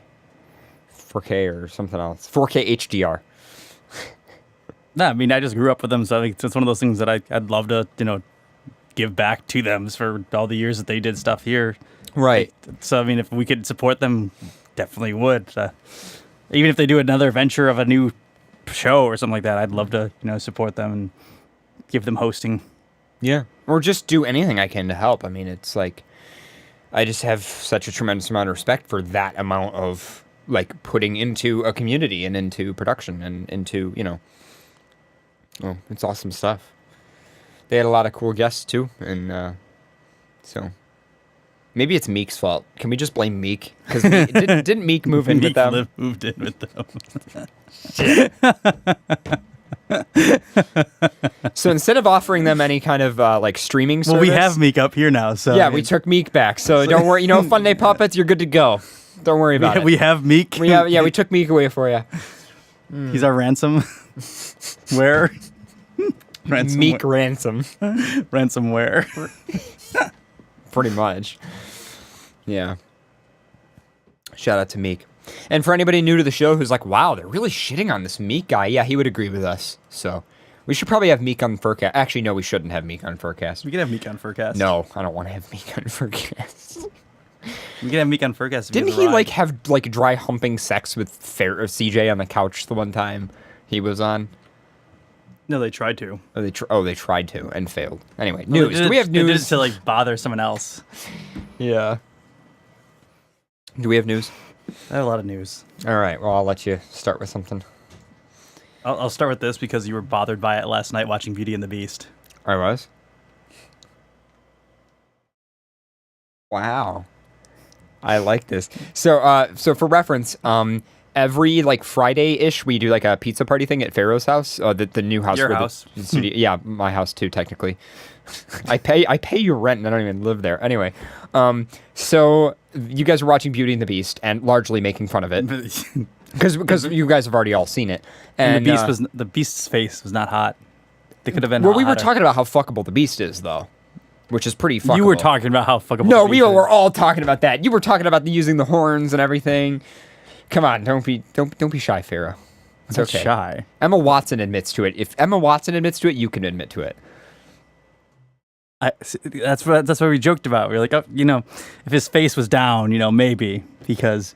Yeah, and then we were talking about how much of a boner killer it is when the Beast turns back into a human. Well, my wife was saying that because like that was every girl's fantasy was the Beast. Why did you turn back? Why did you? Yeah, gotta love. You that, weren't as hot as you were hotter as a beast than you were a I prince. saw a tweet the other day. It was something along the lines of like, it was something along the lines of like, movie director. We need this beast to be terrifying, like bloodthirsty, like really scary. This needs to scare kids in the audience, blah, blah, blah, blah. And then me, like return line on the tweet, gets a boner. And it's like, but it's so funny though, because have you ever noticed that like all this beastly stuff that's supposed to be all about how the beast is ugly and how the beast like Big Bad Wolf. isn't like Big Bad Wolf, and meanwhile like and not even furries. Like this tweet was not a furry. It was some like actor or something like that. And it's funny because it's just the way it is. But anyway, so Beauty and the Beast, they were making fun of it. And I was making fun of it because for those of you who don't know, I'm sure many of you who do, I am somebody who's really into color, in particular like color calibration. I'm obsessed with like color spaces. Let me put it this way: the vanity plate on my car is going to say Rec 709, if that says anything. And I judge. First of all, if I walk into your living room, the first thing I'm going to do is judge your TV for probably not looking right. He does it every time. I do it every time. But this movie in particular it followed a trope that really fucking bothers me, which is when it's nighttime, everything is blue. I approve. Have you ever gone outside? My life's blue. No, well, I know you, but the point is, I make fun of color grading in movies when it's really obviously like trying to push a narrative with the color that just is not at all appropriate. And this is one of those movies that like, they're outside and everything's all like blue tinted. It's like, oh, it's nighttime. And I was just making fun of it. And anyway, this article is relevant. So, He was upset that the screen turned blue during nighttime and during the death scene. Mm-hmm. Yeah, but then I pointed out that when everything comes back to life, it's all warm colors. Yep. So all the blue goes away. You hear that, Pharaoh? Nope. Blue never goes away.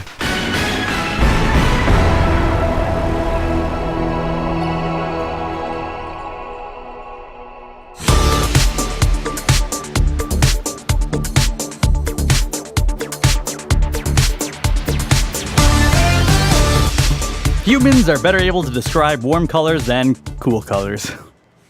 I'm undescribable. You are undescribable. I regularly have trouble with that. I'm proud. Even though the sky may obviously be blue to us, this is not the objective fact. In fact, in many cultures around the world, the labeling of different hues is more subjective than we might have inclined to think. New research published in the Proceedings of the National Academy of Science seems to back up the notion that our perception of color is far more to do with culture than it is with biology. By asking 40 members of the Tasman tribe who live in the remote part of the Bolivian Amazon and have developed language separate from the surrounding groups, researchers were able to assess which colors have more words.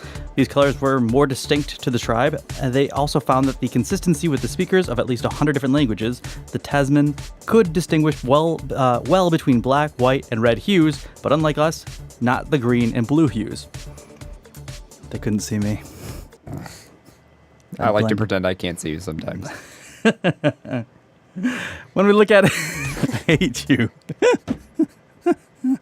An ass. I'm gonna, you know what? Maybe I will paint my bedroom blue. Everybody was joking like, "Oh, Paradox, you should paint your bedroom blue." Yeah, I'll paint it blue so that when he goes in, I can't see him.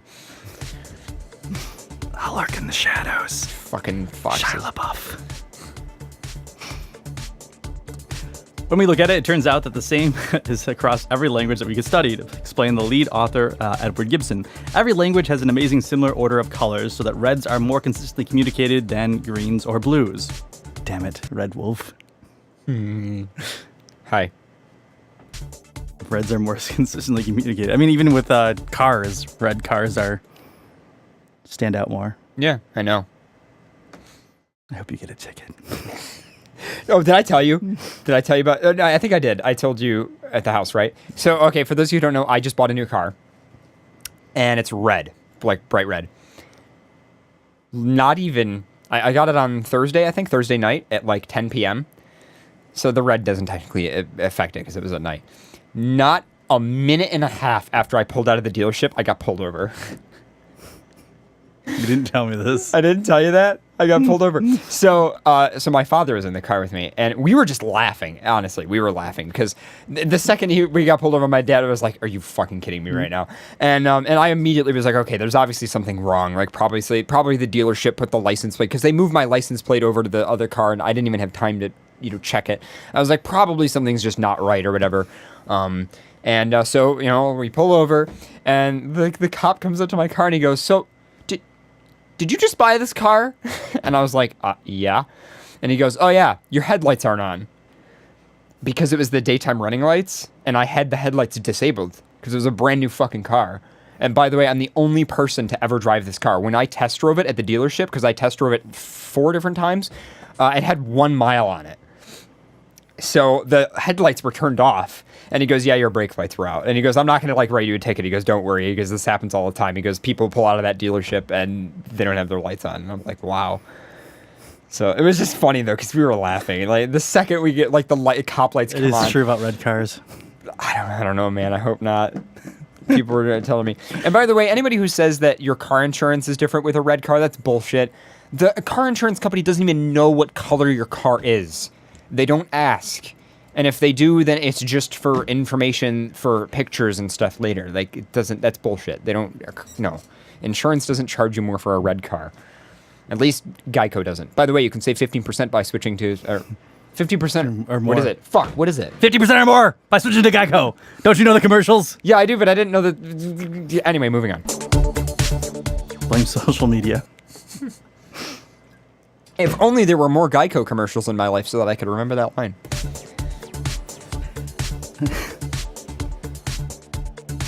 Are you saying that there's now going to be a red and blue car in our parking lot?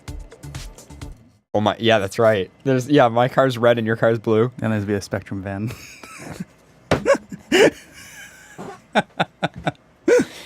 Red, blue, and a cable company van. That is just like a political driveway right there. If you think about it, right? Yep. Yeah. You know what's great though is technically you'd be would I be Republican then? Fuck. I gotta give this car back to the dealer. I'm not okay anymore. I don't think a Prius can be Republican. That's true. Yeah, it's a Prius, so I don't. Yeah. So it's a red Prius. So somebody's gonna be like, red. They must. Well, wait. Very confusing.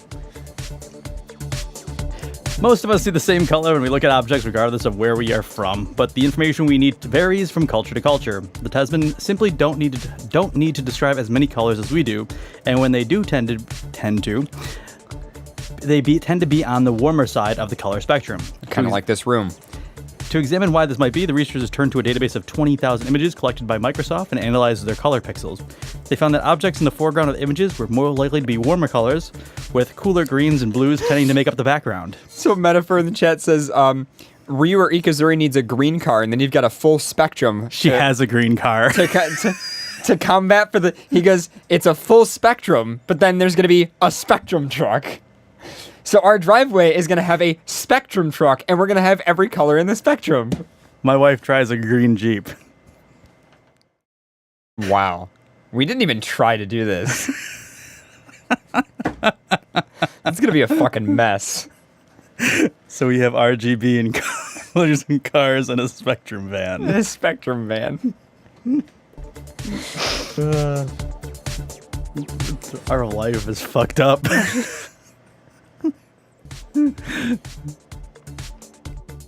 God damn it. I'm upset now. Yeah. I can't even read because I'm upset with that. Yep. Oh. Blues make up the background. Mm-hmm. Yeah. Warm colors in the foreground, they're all the stuff that we interact with and want to talk about, said Gibson. We need to be able to talk about such things when they are identical except for the color, such as objects. This could help explain why the Tasman do not say the sky is blue, as there are no two skies which they have distinguished between, so the color is merely identical. This makes sense for the Tasman, who live in the environment dominated by cooler shades, and for the Hadza, hunter-gatherers of the East African, who have more words for the warm colors than the cool ones. The researchers are now interested in finding out whether their discovery holds true for other indigenous groups living in the environments dominated by different colors, like those living in sandy deserts or white snow. Wow. Very nice. So there are more words to describe warmer colors than there are cool colors in most languages. Well, that just means you're unique. Yeah. Proud of it. By the way, if you ever need a laugh and you're bored and you're in a hardware store, read the paint colors. They're pretty ridiculous. Have you ever noticed that? No. I kind of want to meet the person who names paint colors. Why? Because they seem like it's an interesting job. I don't know. Anyway. So, I have an interesting article about something ridiculous that a dog is doing. I want this dog. What? I want this dog. You want this dog? Dog hoards money so she can pay for treats herself. Holly the dog doesn't beg for treats. She pays for them. The New York canine's bizarre obsession with paper bills began when she was just a puppy, according to her owner, Cassie Cook. And it wasn't long before she realized that money wasn't just fun, it was useful. You know, furries could take a lesson or two from this dog's book. I love the image of the dog, though. It has literally... Yeah, it's literally just a picture of this dog, like, looking happy with just a pile of money in front of it. She was a thief, just like any puppy, Cook told the dodo. Quote, she used to steal stuff out of all of our bags, including money, and instead of chasing her around the house, we would kind of bribe her with treats. So when she had money in her mouth, we didn't want her to eat it. We would say, here, Holly, take these treats and give me the money. So it clicked in her head. If she has money, she will get treats. That's so fucking good. That's so brilliant. Cook works at a restaurant, and Holly comes running whenever she's counting her tips, according to the dodo. When Holly hears us counting money, within seconds, she is sitting with her head right on your lap, nudging her hands until you give her $1. And there's a picture of the dog with $1 in her mouth, Cook told Huffington Post in an email. There are 2 containers in the kitchen that function as piggy banks for Holly. All the money that is around the house is the money she used to pay for her treats, Cook said. And when she pays me, we put it in the bank until she runs out of money around the house, and then we restock her up. Sometimes when Holly wants a treat, her humans will ask her for $1, and she'll go find one. Other times, Holly is more proactive. When we were at the dinner table, she will quietly walk up to one of us and gently place $1 on our laps and look at us with that puppy face, Cook told People magazine. Holly's financial savviness isn't her only intriguing quirk. Cook said that Holly also sits at the chair at the dinner table with her human family, though she doesn't eat directly off the table. And, quote, aside from being a crazy money lady, Holly is the sweetest, smartest dog I've met, Cook said. Cook says she realizes money is known to be pretty dirty, but Holly's obsession has been going on for more than 4 years, and she's never had any health issues. She's noted that Holly really doesn't have have it in her mouth that much. Plus, she added, quote, there's nothing we can do about having a dog who's passionate about money. There's no stopping that now.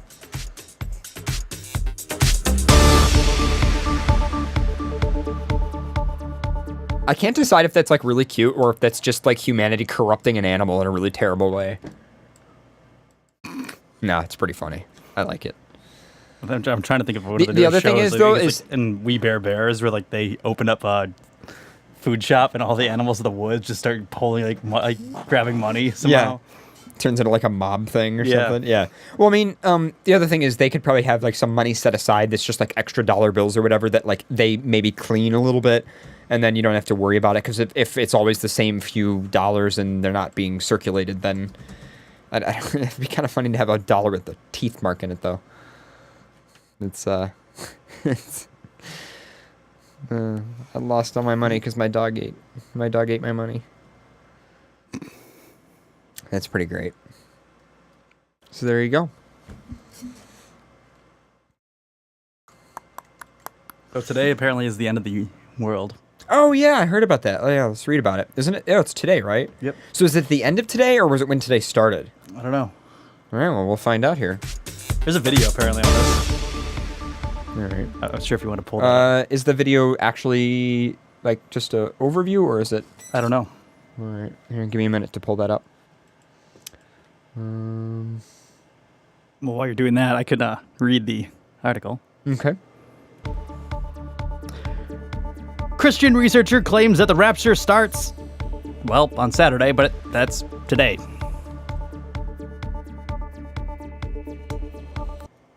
And the article goes and says, go ahead, try to make your plans for Sunday now.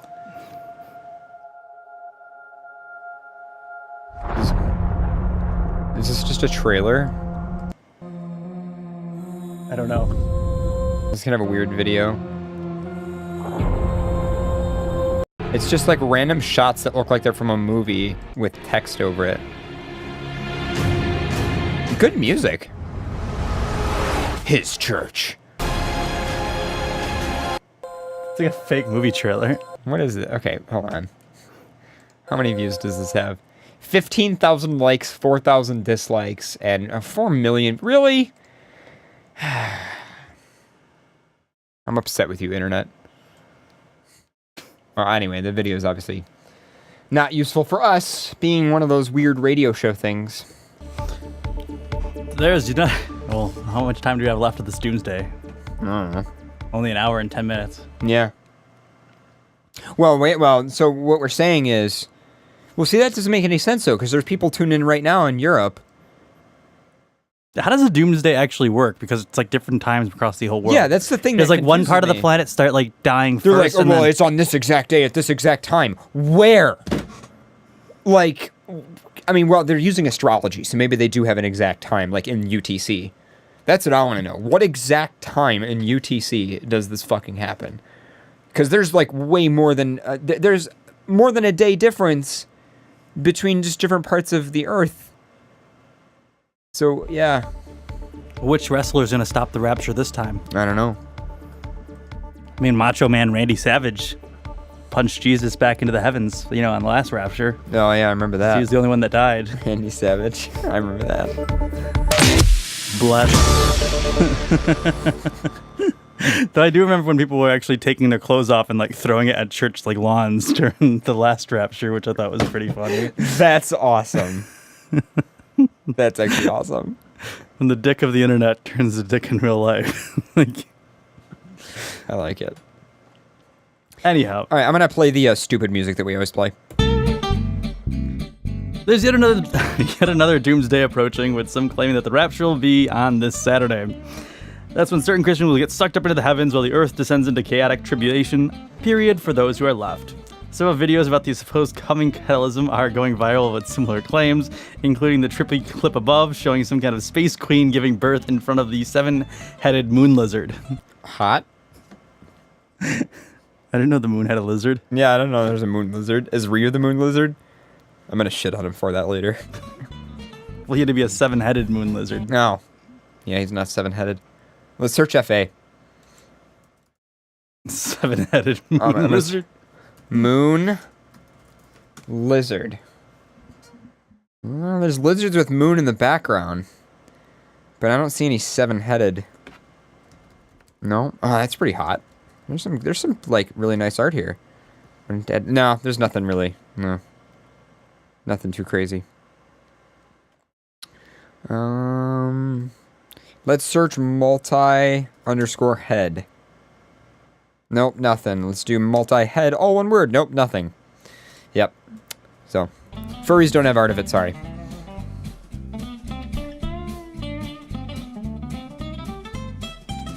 Are you really on this Star versus Forces of Evil wiki? I was searching up 7-headed moon lizard, and that's the first thing that came up. I want to know where the 7-headed moon lizard came from. Can't hate me for that. Yeah, it had to that's exist before this article. Yeah.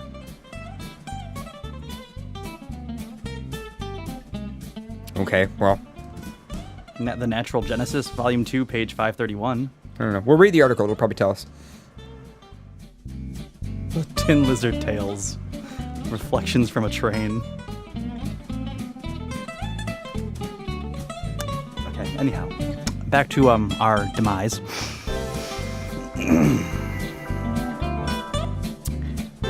But don't stock up on Jim Baker's Doomsday Food Buckets just yet. I think Jim Baker's was from the 400 Club. I remember there was when I was at home, we were watching it, and I really wanted to buy us a food bucket for the show to review.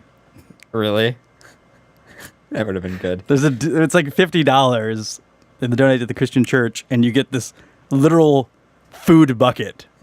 Like a bucket of food that like a horse would eat out of. Yeah, but that would require giving money to like churches. But you're getting a food bucket. Yeah, but you're giving money to a religious organization. I don't know what's worse.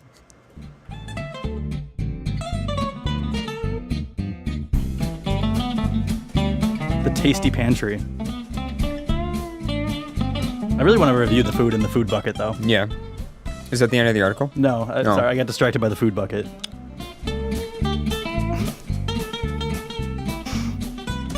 No, sorry, I have to pause for a second just to say that, like, I saw, like, the commercial for the food bucket, and, like, they were trying to eat the food, and they couldn't.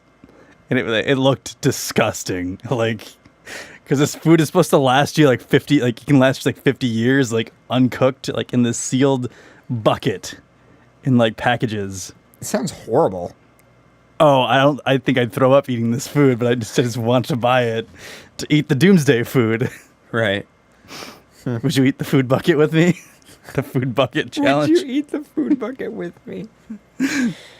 Christian food. So can it like last for 50 years unless you have like a certain number of people? Because we could just bring it to a furry con. Ew. Feed the whole con. I don't know. Wait, now. Oh, come on. Pull it up now. Put what up? What am I supposed to... Food bucket. Food bucket? I'll just Google it. All right, so it's Google. It's on the TV screen in the studio. What am I doing? Right there. Apocalypse Chow from NPR. Oh, they reviewed it apparently. Oh my God, NPR reviewed it. Or some show called The Salt did on NPR. We tried televangelist Jim Baker's survival food. And it's just an article. It doesn't look like they actually... Huh. Wow, that's a pretty extensive review there. Oh, it's on Amazon too. 275 meal pack. How much is it on Amazon? See all buying options. Let's see. Oh, $350. Yeah, I mean, I don't know, man. I don't know. There's the emergency food buckets from his actual store. Yeah, here's his actual store. Well, this one's his store. This one's just the website, I think, here. Which his website's slow as shit. That was it, the Tasty Pantry. The Fiesta Pail. The Fiesta Bucket. Can we buy the Fiesta Pail, please? Tasty Pantry. I can't handle this. 12 customer reviews, 5 stars. Please allow 4 to 6 weeks for delivery. What's in there? A 25-year shelf life. Oh, it actually looks pretty good. Bread in there? There's like pancakes in there? There's a burger in there somehow. I don't know how. Like a burger. Yeah, this is like, it looks like some Alfredo stuff in there. There's a burger. You know it's not good. You know these are like there's like stock photos of like what something would look like if you didn't buy the bucket. All right, here we go. Copy image address. Let's do this here. Let's reverse image search this and see if it actually comes up with anything. Paste URL. See, because you never know. It is from... Okay, it knows that... Augusta Farms. Oh, no, it's that. Augusta Farms Pantry? No. They must be the only one using it. Yeah, Google knows that Google thinks it's a vegetable. food, vegetable, nutrition facts. Thanks, Google. Anyway, moving on. Go back to the bucket. I want to know what else is inside it. Oh, my God. I mean, where else? Oh, there you go. Read more. All right, so it says 50 maple brown sugar oatmeal servings 50, buttermilk pancakes 24, honey wheat bread 16. So what is this? This to survive the rapture? Yes. Oh, we need this tonight. We better expedite it here. What else is there? I don't know. Fettuccine Alfredo. Oh. Elbow macaroni 15 servings. Italiano. Morning Moo's low-fat milk. Creamy stroganoff 4. Bonus. Cheese powder, honey powder, pizza sauce 8 servings. It's pretty crazy. Oh, 5-star. Yeah, it's pretty crazy. Description: all of your favorites for breakfast, lunch, and dinner. One thing. Blah blah blah. I mean, if it's good, I don't know. We'll look at NPR and see. Yeah, we'll have to read the review. Can you go back to the Fiesta bucket though? Oh my God! What? We celebrate Fiestas all the time. Like, we have a Fiesta party. Yeah, but if you buy this, I'm going to be really upset with you. Spanish rice. You're going to be upset with me if I buy the Fiesta bucket? Yeah. Corn chips. It doesn't even seem that great, though. It's just like salsa and chips, basically. Oh, well, scrambled eggs, but corn chips, I don't know. Anyway, moving back to the article. Okay, sorry. I was hungry a little bit. The entire basis of the prediction is bunk. The September rapture date came from a Christian researcher named David Medid, who calculated it would occur 33 years after last month's eclipse, the Washington Post reported. Jesus lived for 33 years. The name Elon, which the name of the God of the Jews, was mentioned 33 times in the Bible. Mead told the newspaper it's very biblical significant, numerologically the significant number. I'm taking astronomy, talking the Bible, and I'm merging the two. He believes that the global catastrophes will be caused by a secret planet called Nibiru passing through Earth on Saturday. The world won't end, but the world as we know it will end. It'll be ending, he told the Post. Saucy Vox in chat says, what the fuck is the point of trying to survive the apocalypse? I thought you were supposed to die and go to heaven. In the rapture, you get sucked up to having like a vacuum, like alien abduction. Yeah, so why do you need all this food? Sounds like he's just trying to scam you out of money. Well, we didn't think this through. Well, I don't think he thought it through. Or he's just trying to scam people out of money, even though they're not going to need it. Well, he's getting heathen money. Right. Okay. Because he needs the money more than the heathens. Right. All I can think of is John Oliver's televangelist church thing. And then so you'll start selling him semen. Yeah. Send us your seed. Send us your seed. Praise be. But what's funny about this is that they said a secret planet called Nibiru passing through Earth on Saturday, and NASA responded to this. NASA? Yes. And I have a second article from NASA counteracting this claim. Because NASA and just about every astronomer said Nibiru does not exist and is not a real planet. Right. Nibiru and other stories about wayward planets are an internal internet hoax, the space agency said on the website a few years ago when a similar doomsday prediction went viral. There is no factual basis for these claims.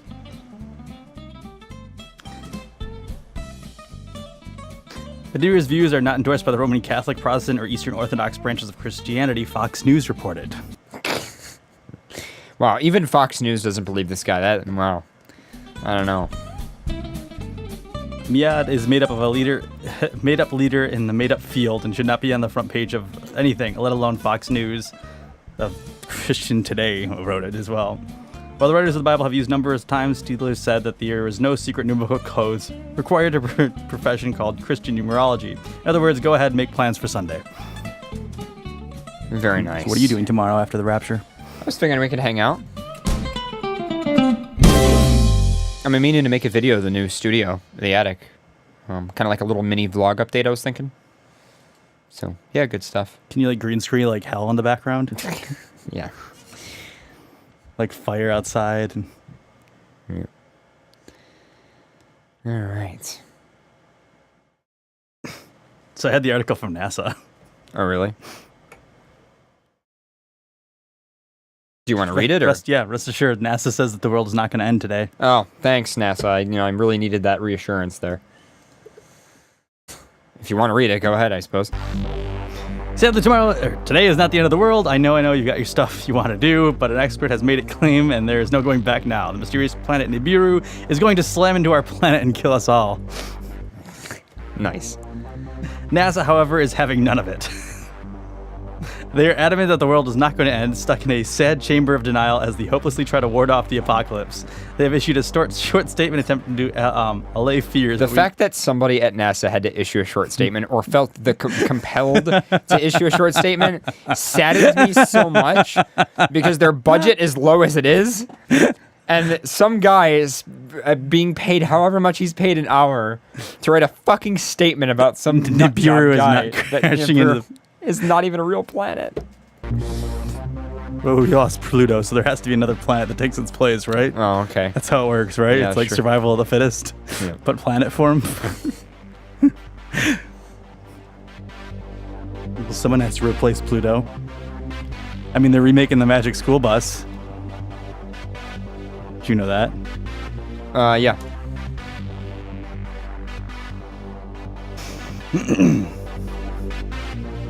Various people are predicting that the world will end on September 23rd when another planet collides with the Earth. NASA said, blind to the terrifying ending that awaits us all, the planet in question, Nibiru, does not exist, so there will be no collision. Don't worry. Okay. I think we should move on. This article then goes and backs and takes stuff from the other person that counteracts NASA's then speech. Seriously. Yes. People have way too much fucking time on their hands. They were going on and saying Nibiru, of course, does exist. The planet was discovered by Sumerians thousands of years ago, and it has since been repeatedly destroying Earth. It did so on May 2003 and December 2012, and now once again, our civilization as we know will end on September 23rd, 2017, by Nibiru's destruction. So we lived through 2 Nibiru attacks. Well, who's saying we can't live through a third? Is this terrorism? Can we consider God a terrorist? Right. I don't know. All right, I have an article to move on to. Raccoons steal Well, that's always a given. prized baked goods from Burton, Ohio. Authorities have identified a suspect in an Ohio County Fair burglary who took a bite out of a Best in Show baked goods during the heist. The Plain Dealer reports that the officials who say whoever broke into the exhibit at a Casuga County Fair in Northeast Ohio last week had a masked face, software, and walks on 4 legs. So it could be a quad suitor. Wanted posters are now on display for a raccoon or raccoons that left paw prints on baked goods, judged to be best in show among more than 1,000 entries submitted at the 195-year-old fair. Oh my God. Fair Board Director Paul Harris says the raccoon took a little sample here and a little sample there from the 7 of the best in show entries, including breads, muffins, scones, pies, and chocolate cake. Well, obviously it wasn't locked up well enough.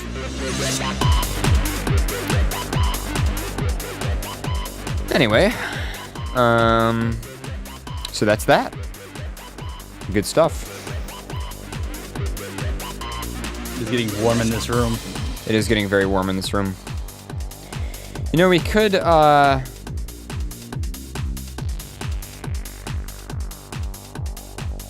on a quick break if you want. Sure. All right. So we're going to do that. You guys are listening to FurCast Live on XBN, and we'll be back after another quick break here. And this next track is appropriate because the equinox for autumn just happened in the Northern Hemisphere, and I really like summer, and I don't want it to end, and this track is called Summer Never Ends. It's also really heavily compressed, so it's very loud. So there's that. We'll be back, guys. Endless sun as the days go on forever. There's no place for time when you're young. Can't find the words, but we know how we feel. Could we stay longer here in the summer? In the summer.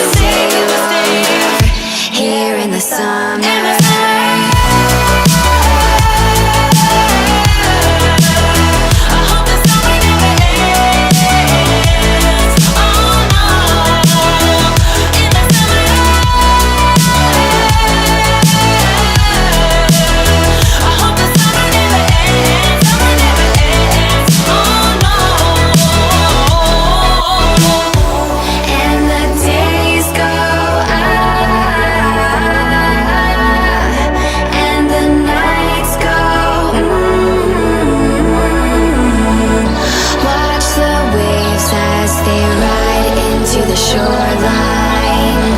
Feel the breeze as it clears your mind. Breathe in this moment and don't close your eyes. Could we stay longer here in the summer? In the summer.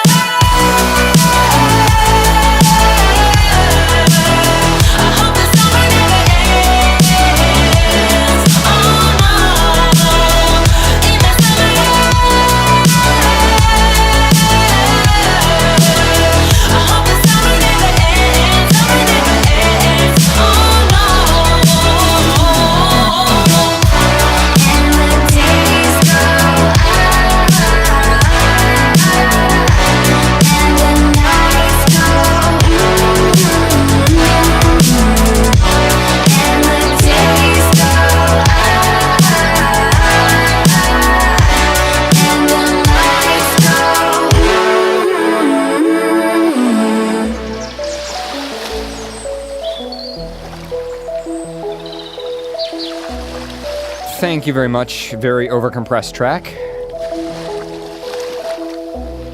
That was Summer Never Ends from Monster Cat.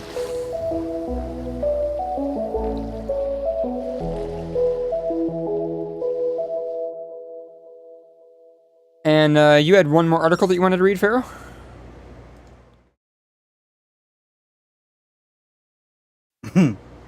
That had to do with the end of the world tonight.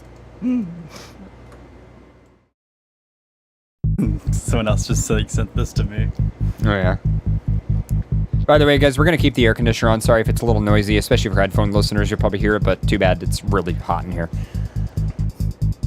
There's a lot of end of the world stuff tonight. Yeah. Just like... Yeah. It's good. Well, I mean, we're getting to the world in an hour and 30 minutes. I mean, yeah. For at least the East Coast. Yeah, at least just, yeah, definitely not the rest of the world. That totally doesn't exist, according to these people who make these predictions. But End of the World production interrupts TV broadcasts in Orange County, and we've talked about this on the show, about how you can actually do this. Yes, I did an overview of how bad the emergency alert system is. I won't go into it now, but if you guys want a hilarious read, go to the Wikipedia article for the emergency alert system in the U.S. Now, the emergency alert system has been superseded by many more successful, more modern, more reasonable systems. But the emergency alert system, which was put into place back in like the 40s or 50s, I think, it is literally like a old like AM radio to AM radio like network that spans the U.S. that can interrupt broadcasts when triggered. It's you know the like the same broadcast thing where it just goes that thing. Actually, were people complaining because we actually played part of it? No, we played the emergency alert tone. I don't know if I even have a copy of the same encoding. Which is bad, right? Because it can actually trigger. Well, the one that I played was an end trigger. But yeah, basically, it is a system that is literally triggered by sound effects. That is literally how it works, which means, yes, there have literally been, like, for instance, movie trailers played that have, like, the sound of an emergency alert, and when it gets played on, like, live TV, it causes tons of other radio stations and TV stations to tune into that one. It is hilarious. There's a whole section in the Wikipedia article that's just incidents, and there's some pretty bad ones, including this one. Because it is a very vulnerable system. It is a very poorly maintained, vulnerable, old legacy system that is still in place. Play. I can tell you that. I can tell you that. Yeah. Oh. Some Orange County residents, Orange County from California, if you don't know where Orange County is, were stunned on Thursday, September 21st, when television programming was suddenly interrupted for a minute when an ominous message predicted the end of the world. Someone's like, Paradox, you played an end trigger, so you emergency stopped all emergency broadcasts. Stopped all emergencies ever? Yeah, no. Not quite how it works. Unless we were being played over the emergency broadcast. I don't think that's how it works. Ones if we are. What happened then? Let's not talk about that. It happened once. I know. Let's not talk about that. Oh, good times. Yeah. Ars Technica. Hope you're still listening. Go away, Ars Technica. I don't want to be on the front page of Ars Technica again. That was a long day. God. What about BBC Technology? No. I don't even want to think about that. Oh, dark days, man. Crowning moment. Yeah. Yeah. I don't know. I can't believe I somehow don't have a clip in here. I thought I did. You played it from YouTube, to be honest. Oh, here we go. So yeah, so like this sound effect right here. That is like, that's an emergency. That is the tone to signal like ending the transmission. So yes, I just ended all emergencies everywhere apparently. But you know, there's Save that. the world. That's the actually what's called. Save the world. What that is that's called SAME encoding, SAME encoding. But there's another tone that gets played, and it's just two sine waves played together. I'm trying to find a clip of it, but I don't think I have it. I could probably just pull it up, but you know. So, if this is so insecure, why do some movie trailers still play it? Oh, they get in trouble for it all the time. You can get fined for it. It's like actively a thing you should not do, because it's not good. Yeah, I did like a whole overview. I showed you guys like pictures of a friend that I had who worked for a radio station and stuff like that. So what happens if some DJ kind of just puts this into one of their songs at one point in time? It's happened. That's literally what's happened. I was gonna say, like, if that hasn't happened yet, yeah, it will. Yep. Oh, I know. I recognize that box. Yep. I'm sure you've seen them. I've seen many of them as well. Let me tell you the header. Here we go. The attention signal. That's what it's called. This. Now, that is not dangerous to play. It's literally just two sine waves. The point of that tone is to get your attention, like there's something wrong. And 'cause it's supposed to like hurt your ears and make you pay attention. I was just playing off Wikipedia, so. Yeah, I'm just playing it off Wikipedia, so it's not, you know, yeah. But anyway, so yeah. Anyway. Back to the incredibly flawed system. Stacy the Flame of Lake Forest said that she was watching HGTV via Cox Communications about 11:05 a.m. when suddenly an emergency alert flashed across her screen, followed by a voice. Which, this tells me that it was a hack, even though people aren't there. Neither communication companies are really saying anything. Yeah. It was because it was followed by a voice. Realize this, extremely violent times will come. A man's voice boomed according to the video alert. And LaFayette said that she was alarmed. So apparently, like, there's another article that links to it. I mean, if you want to click on it from there, it was saying that it was caused by equipment failure. But was it?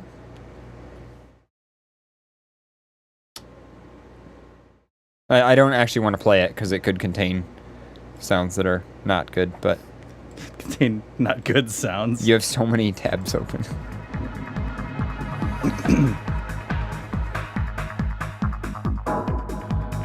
Oops, I lost the tab I was on. There we go. LaFlame said that she was alarmed. It almost sounded like Hitler talking, she said. It sounded like a radio broadcast coming through the TV. But it kind of is a radio broadcast coming through the TV, but anyhow, yeah. Reverse that statement. In addition to Cox, Spectrum Cable Spectrum Cable customers in Orange County received the alert as well. Erin Myers of Diamond Bar was watching the Bravo channel on Spectrum's cable company when her show stopped interruptedly and was interrupted by the alert. I was definitely startled because the volume increased exponentially, she said. I wasn't alarmed in the sense of thinking something was actually wrong, because I assumed it was some sort of hack. My channel changed back to Bravo a couple minutes after. The mysterious alert became a hot topic on social media. The problem occurred because of one or more radio stations conducting an emergency broadcast test. Joe Camero, a spokesman for Cox, said on Thursday, cable systems pick up such alerts, and viewers should have seen just a typical emergency broadcast test. With these tests, an emergency tone is sent out to initiate the test, Cameron said. After the tone is transmitted, another tone is sent to end the message. It appears that the radio stations did not transmit the end tone to complete the full test. Then the broadcast picked up some audio feed that bled into the alert. How do they pick up some broadcast feed? Because again, keep in mind the way that these work, is in every major region, there's designated FEMA stations who tune into this emergency alert system through satellite. And then all of the other radio stations and TV stations in that area need to have a piece of equipment, maybe it could be anything, could be just a cheap radio or Radio Shack or whatever, tuned to that station, that then you plug like the headphone jack, literally, of that, like unbalanced audio, into this same unit. And as soon as it hears anything on that that's an emergency alert, it cuts off your broadcast and replaces it with that one. So because there's that cascading thing going on, if at any point, let's say an emergency alert gets triggered, but then it doesn't get ended, you've got tons of TVs and radio stations tuned into effectively each other. So all kinds of weird shit can go wrong, especially if it's misconfigured, which it is all the time. So the stuff like, for instance, a movie or a sci-fi channel or whatever might be randomly broadcast on that because that's like how the system works.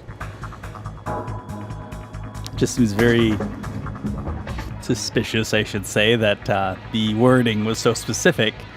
It probably was like a prank or something, but they got away with the prank because of the fact that the system, and that's the problem with this, right? Is it's like, even when these hacks happen, sometimes if you actually look into how they happen, it's unbelievable how vulnerable some of these systems are. And even the hack that happened to us, that put us on several radio stations all across North America, all across the world actually, it's the same thing. It's fucking shit that's available on the internet that isn't firewalled. And it's terrifying.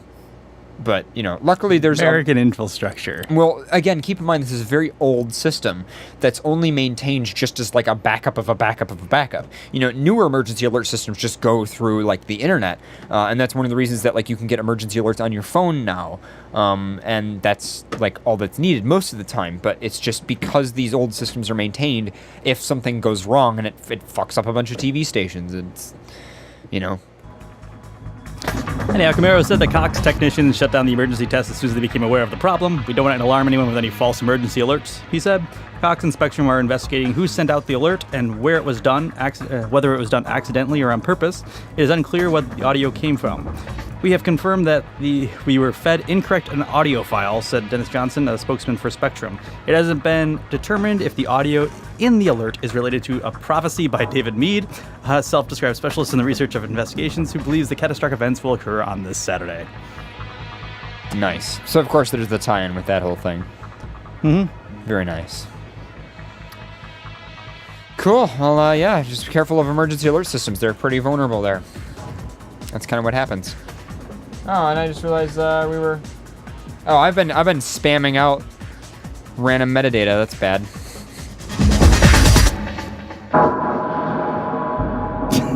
Good job. Yeah. You spamming out? I sent out National EAS test on our Twitter. So our Now Playing Twitter. I'm going to delete those. Yep. I'm going to delete that. So there you go. See how vulnerable this is? That's what happens, man. Anyway. So there we go. Thank you, TweetDeck, for being a piece of shit. Anyway. Oh. Muy good. Yeah. Anyway. So, shall we move on to emails? I guess so, if you're ready. I think we shall move on to emails. Where's all the good mail gone, and where are all the fans? Where's the streetwise fursuits to fight the rising spam? Isn't there a white knight upon a centaur steed? Late at night I toss and I turn and I dream of what I read. Whoa, I had my mic muted there. All right, so first email comes in. I'm ready with one. A FurryCon problem. Hey, FurCast. Wolfie again. E is silent, just to remind you. Oh, so it's just Wolf. Okay. fucked up. And I'm in a bit of a predicament. I've come close to saving up for registering for a con that I want to make it my first and can attend legally, but now there's a problem. Although I'm old enough to attend, I can't book a hotel room at all, and of course parents none of my parents would want to go, and no one would have been able to. Anyways, I don't know anyone who's going to it. I live in the state it's hosted in, but it's too far of a drive to go there. I'm not quite certain on what options there are now, and I was wondering if there's some alternative. On a better note, during the summer, I did have a chance to go to my first local fur meet. Reason I say in quotes is because the nearest one is 2 counties away from where I live, since there's hardly any here. In June, but haven't gone since. Not because I didn't have a bad time or didn't like the people there, but because I just haven't had much of a free schedule. Well, anyway, that's all I can think of for the email segment whenever you get a chance to read it. Wolf, P.S. The name of the con is called Aquatifur, I think it is. PPS, I asked in the last email if I could try to draw all of you guys. I still intend to, but my schedule isn't permitted you to. Rest assured, I would still like to try if you don't mind. Of course we don't mind. Anyway, so it is AQUATIFUR.com. Except the link he gave doesn't work. There we go. Aquatifur. Oh, that's cool. And it is in Kalahari Resorts, Wisconsin, Dallas. There you go. Dallas. Aquatifur. That's Aquatifur. Something like that. I don't know. Anyway, especially if it's your first con, I would not go alone. Not even like traveling, but also just like even being at the con. When I went to my first AC, it was with some local furs. I rode with them, and we went there. Now you mentioned you didn't have many local furs in your area, which is kind of unfortunate. I would say maybe if you could if you know some friends who are going, you could meet them there, or maybe. Even though it might seem kind of weird, pick a different con. I mean, if you have another con that some friends are going to, let's say, I don't know, MFF, Anthrocon, like maybe one of the big ones, you might be able to say, hey, I'm going to save up. I'm going to buy a flight. We could all meet each other there. You could, have a friend pick you up, and, make sure there's backups to that plan and stuff. But like most airports near cons will have shuttles to the different hotels, so you don't have to worry about that either. I would honestly say try to find a situation, maybe a particular con, that you can plan with people to go to the event and enjoy it and have people that you're going to meet up with. And that doesn't mean, you need to spend the whole con with those people. In fact, if anything, I wouldn't plan to do that. But just simply, meet up, go out to eat, be like, oh yeah, guys, we're all here. Oh, did you guys register? How do you register? Where do I go? Have somebody who's been to the con before show you around, welcome you to your first con. I think that's kind of a better way to go. I mean, you could go by yourself, but I don't know. It's just like, especially when it comes to the hotel room thing, it's so much easier to be able to room with somebody and say, hey, I'll pay you, and all you got to do is say to them, hey, when I show up at the con, I'll PayPal you $100 or whatever it might be. That's my personal recommendation is, even though it might seem weird because you'd think, oh, well, the con in my local state is a good one to go to.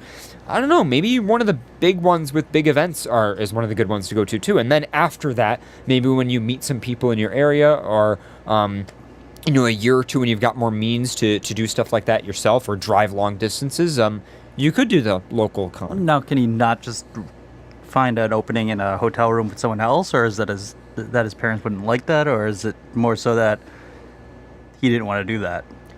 I don't know. Because most people don't buy a hotel room themselves, and you wouldn't go to a con and buy a hotel room for a weekend and just be yourself in the hotel room. I don't know too many people that actually do that, if any.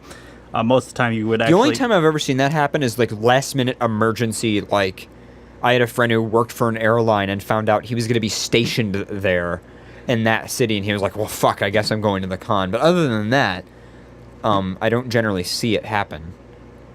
So it's, yeah, I mean, that's the other thing, too. You could always, if you can find the means of transportation, if you've got, a Twitter account or some furries on anything, it could be Reddit, could be Steam, could be... an IRC chat room. If you have a means to be able to communicate with some people and find a room, there's also a check on the forums if the con has that. Sometimes if you search Twitter as well for the name of the con and room, you might find people tweeting, hey, looking for people to be in my room. Hey, just bought a room, looking for roommates. You never know. I mean, or you could even... friend of a friend, to be honest. Friend of a friend. A friend knows, someone who needs a room or needs a roommate. that's sometimes even the safer method to go because at least you have your friend who backs up this other person. But I mean, there are different alternatives than buying your own hotel room for going to a con. I mean, very rarely do I ever just buy my own hotel room besides like AC and sometimes MFF, but then I'm filling it up with a bunch of people anyways, because I wouldn't just buy a hotel room myself and not have others in it, so. Yeah, I mean, I think the other thing is you mentioned that you went to a meet like 2 counties away. That's not that far. Hate to tell you. I mean, we drive, 8 hours to MFF? Almost 8 hours? MFF is more than 8 hours. I think it's... Well, it ends up being more than 8. I think it's a 7-hour nonstop drive, but it ends up being like 8 or 9 hours when you factor in food and gas and, high-end traffic. There's almost always construction or traffic. And crossing the timeline. Well, that helps you, though. Not going back, yeah. Not going there to help. Well, yeah. It's 8 hours in the car, is what I'm saying. Okay. But anyway. So point is, I mean, those, like you mentioned, people 2 counties away, maybe message some of them and say, hey, are any of you guys traveling this way to go to the con, Might be a way to do it. So, yeah, that's our advice there. Oops. I need to do completed read live. There we go. And you got that one notated? Mm-hmm. Okay, cool. I have one. All right, cool. Go ahead. Evil idea. I had to just read this one because it makes me happy. Oh, yeah? I'm going to go open the door and then shut the air conditioner off while you're reading that. Hey, Pharaoh, I will leave it up to you in your oh-so-capable hands to decide whether to read this on air or not. I need to attend the live cast more often, especially to get CJ's reaction to this. CJ's not here, so, I mean, this is why I'm reading it in general. Oh. I get it. Because now, he won't know this is coming. This is probably a really bad idea, but at some point when he's a resident bad dog, is taking a shower, get into a clown costume and wait outside the bathroom door and greet the pupper when he emerges. I hope one of you see one or more of you at the FurCapocalypse this year. Your Grey Muzzle listener and supporter. I would so wait and do it in a clown costume if CG was taking a shower. Seems like a lot of effort. Nah, not at all. Not for you. Well, you probably already have a clown costume, don't you? There's so much Halloween stuff. I'm sure I do. Yeah. You collect that kind of stuff. Yeah. Halloween's next month. Oh, yeah, that's right. It is. Yeah, we'll see. Wasn't CJ supposed to call in? I guess. I could message him and see if we want to have him call in. I thought he was supposed to give a report. I just messaged him on Telegram. Maybe we'll hear back from him soon. Your right. Grey Muzzle listener and supporter, Cody X. Are you going to FurCapocalypse? I'm not going to FurPoc. I just don't have time. I used to really enjoy FurFright/FurPoc. And several of my friends are going. Wrath is a good friend of mine. He's the lighting director, almost the AV director at this point. Because Time Suppression, shout out to Time Suppression. I don't think he's listening. He, I believe, is the AV director, but he's going to be in the Middle East during the weekend of FurPoc, or at least when it starts for work. So Wrath is going to take the brunt of a lot of the stuff that's going on. So, but yeah, shout out to anybody who's going to FurPoc. I would go. It's just, it's so close to MFF, and most of the people I know who go to FurPoc also go to MFF, and it's hard to take off work for both of those, But anyway. All right, I have an email, and this is a pretty crazy, serious email. So forgive me, guys, if this might be a little overwhelming for some of you, but this is just crazy here. Helpless, not hopeless fan email. Hi, FurCast. Long time no email. Anyway, I'm a Switch. I'm a Switch. Sorry. It says, anyway, I'm Switch, a Korean-American tiger wolf emailing from South Korea. This isn't... Oh, so the rapture already happened for them, basically. This isn't an email looking for answers, but just an email asking to be listened to. This is going to be a really long email in case of begging, and a case of begging to society. Chat room, refrain from getting political. I don't think it is any mystery that South Korea is feeling a bit jittery at the moment. North Korean test missiles are being fired into oceans around us. We just heard of the hydrogen bomb test, just like the rest of the world. Things seem to escalate, and it's on everybody's minds at school. My parents received notice this morning about evacuation plans. I asked my mother this morning about our game plan. Should war strike, and her response that we would die. Hydrogen bombs tend not to be merciful in their victims. In fact, her biggest concern was that it would leave my brother, who studies alone in the U.S., alone. Essentially, in Korea, we are helpless. But I am a bit more concerned about this potential war and my life than her. A closeted homosexual, my entire life has been revolving around fantasies about living a free life. I'm nearly at the stage of graduating high school, and I've been a good student for all the time I can remember, but what's the point if I die next week? My school donated some cash to Syria not much time ago, and it dawned on me with cruel irony that we would become victims just like the Syrians. Looking at the Syrians now, I don't feel like I would want to be in their position. Being a war victim sucks, but even worse is how they've been treated as political objectives. Koreans, just like Syrians, and Americans are humans, and we have had our high school crushes and awkward middle school moments, including me, and all that time I spent working for my future could go to waste. I'm a swimmer, but I might as well throw my medals and trophies away now, because in the case of war, I'll be lucky if a grave is all I own. If Americans choose to fight, I will turn into a victim regardless of how the war turns out. I've got relatives in the United States as well as South Korea. I don't want any of them to die. I don't want to die. We're humans too, and we have a great faith in humanity. Please, please help promote peace. I don't want my time to have been a waste, and my bucket list is far too full to be abandoned. I remain hopeful for the future. Helpless, not hopeless, is the name of the game. Sincerely, Switch. Damn. Wow. You need to go to a furry con and get some fucking hugs, man. That would... Yeah, that's pretty fucking terrifying. I can't even imagine. Yeah, you know, I mean, of course, you know, whenever I'm talking to any of my friends, it you know, comes up in conversation, all that shit, and, yeah, it's, I don't even know what to say. It's just, I can only hope for the best that people don't succumb to bullshit, and that the world hopefully learns to work together. I mean, I hope that the UN and does some good work, and I hope that the right decisions get made, and I hope the dignity that the U.S. does not have very much of right now is improves. But, you know. Well, there is a good point in that people, that even from North Korea, like, people are people, and it's not the people themselves that are actually at fault. I do feel very bad, especially for a lot of the people in North Korea, especially all the sanctions that are going on. You know, I mean, I am in no way in support of all the bullshit the North Korean government does, but it does make me feel really terrible that, you know, with the exception of the elite who live just fine, there's a lot of people in North Korea that not living too good of a life. And every time the UN goes, cool, you can't have food now, to North Korea, that's hurts even more people who live there, and it really sucks. But especially all the people in South Korea who are fucking terrified. And I'm sure there's some people in South Korea who are like, I don't even fucking pay attention. But then I'm sure there's plenty of people in South Korea who are like, wow,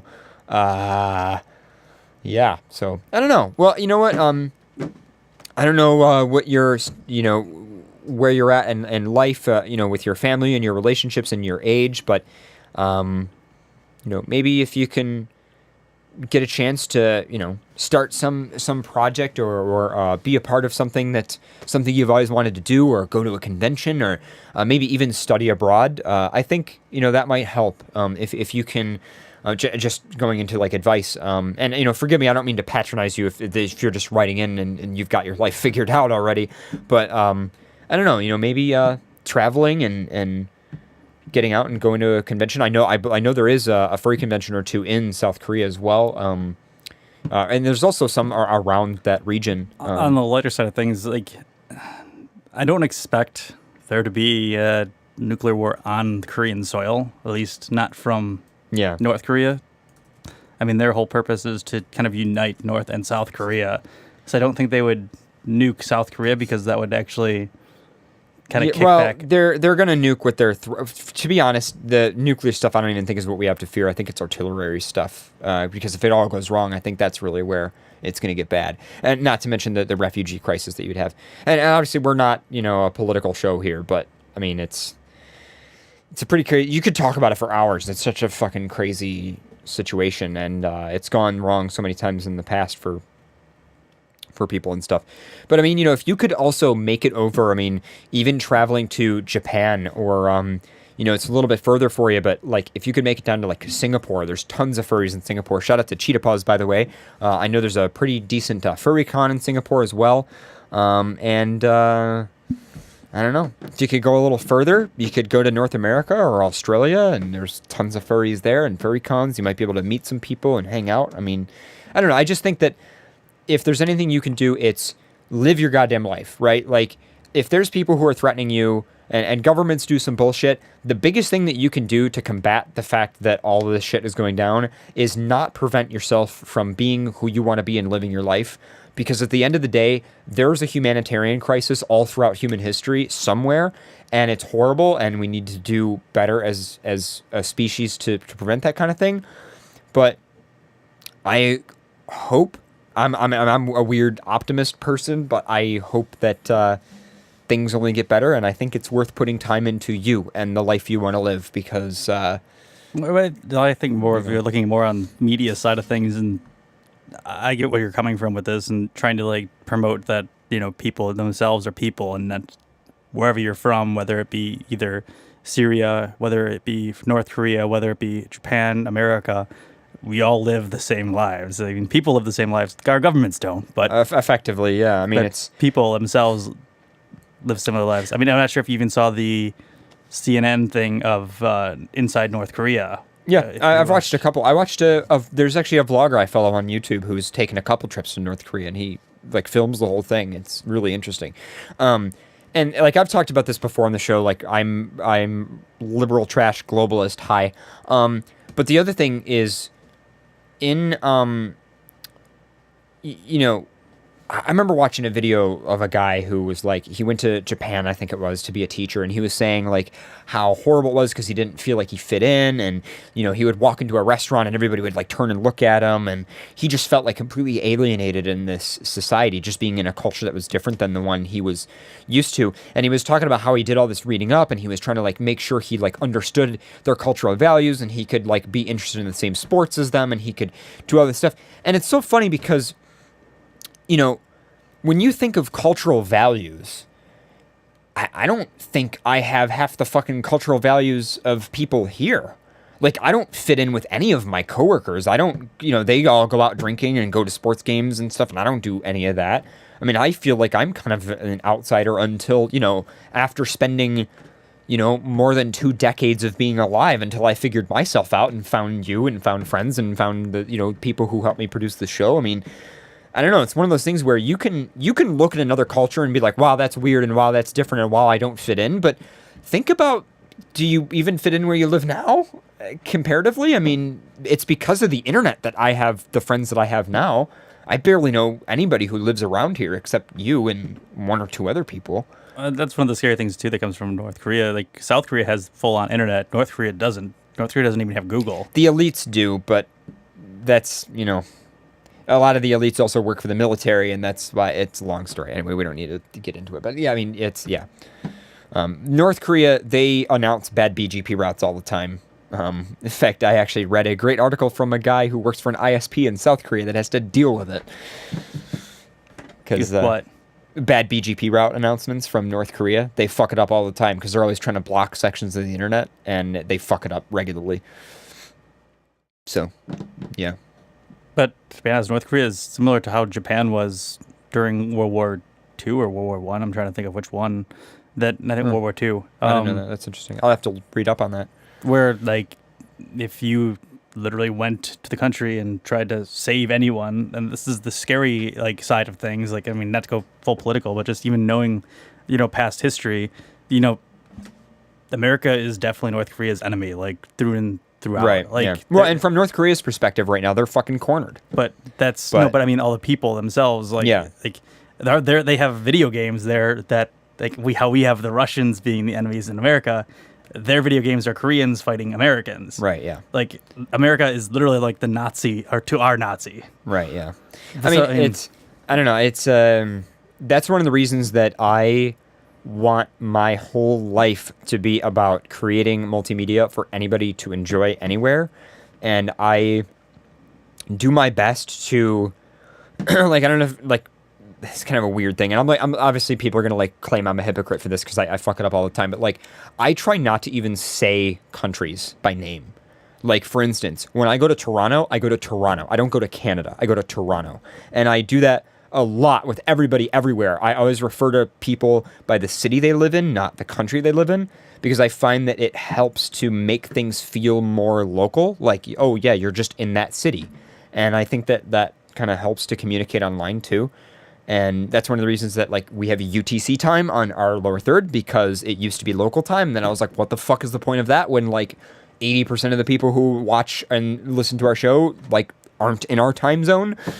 So, I don't know. It's just, I think, overall advice, don't let any of this bullshit stop you from being who you want to be. Get out there, meet some people, travel, and live a good life. Because if anything, the people who are creating a lot of this mess, intend to stop you, and that is the biggest thing that you can do against that crap is continue to be yourself. You know, it's hard to know what's going to happen with this world with Trump. So I mean, yeah. And I'm not saying like, you know, oh, don't give in to any. Like, it's good to be prepared. Like, don't get me wrong. I mean, I appreciate people who are into knowing what the emergency plan is when shit goes wrong, but you know, just don't get too sunk into it, because man, you can. You can get caught up in everything going wrong in the world all day and all night for the rest of your life, and you could do that 100 years ago, and you could probably do it 100 years in the future. At some point, make sure you're being yourself. I think media in itself kind of dramatizes things. Well, yeah, and I don't know if that's necessarily even a negative about media. It's what the media is there to do, and you know, it's up to you to determine. I feel like past things, media was there to inform rather than blow things up into. That's what I like about BBC World Service and NPR. They don't do that. So I mean, I feel like most of the media itself just blows up everything the president says and everything like that. So it makes it more dramatic, which is funny because the recent South Park, if anyone watched the latest episode of South Park, made fun of that distracted driving, and it was the whole ending was like a song dedicated to distracting tweeting, and that I pledge that if I'm president of the United States, I won't use Twitter. And that's funny. Well, let's not even talk about that though. Anyway, we're giving away a T-shirt that says "Fuck Trump," so if you guys are interested. Anyway, should we? I guess I find different cultures fascinating, but I also put myself in the shoes of others. So it's like, our show is not a good example of is a good example of like how Americans kind of should be acting and are encompassing of the entire world and not like prejudging. Well, I try at least. I mean, I at least try. I think, I mean, we certainly don't do a perfect job. I definitely get comments from people who live. Guess what? Because we're humans. Yeah, we fuck up. Sorry. If I don't use the word that you're used to hearing to describe a thing. But, you know. I still look at most of us as just humans rather than country-oriented, but we still are country-oriented, so you have to take that into consideration. See, I just think of you as a fox. Well, I'm a blue fox, so. Yeah, and then it aggravates me. You aggravate me, Pharaoh. I don't know, I guess, like, good. I'm glad. Mm-hmm. I don't know, I guess I look at history repeats itself, too, and I find the even North Korean culture, like, if I could go there, I would, like, because I would love to see firsthand of just you different can go there. No, you can't. Yeah, you can. There's you can sign up for companies that will take you on a tour, and they do specific. You meet in China near the border, and there's a whole video. I actually have a video on YouTube about how you can travel to North Korea. You can also go to Chernobyl. You can go to a lot of places. I know you can go to Chernobyl. That's been open to the public for a while. Yeah. But I mean, you can go to North Korea. It's possible. You have to plan it like way in advance, and you have to go with a tour group. You have to stay with the tour group. It's very like regimented. It's very scheduled, and you can't like they put on a show. Let's put it that way. Yeah. But I have a video I can send you if you're interested. It's you might like it. It's pretty cool.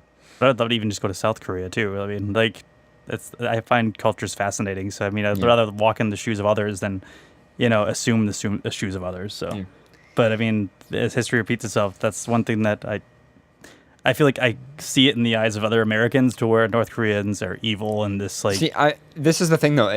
Sense8, which is a show on Netflix, is actually all about this. The idea that like people are just people, regardless of where they live and what cultural bullshit they're dealing with.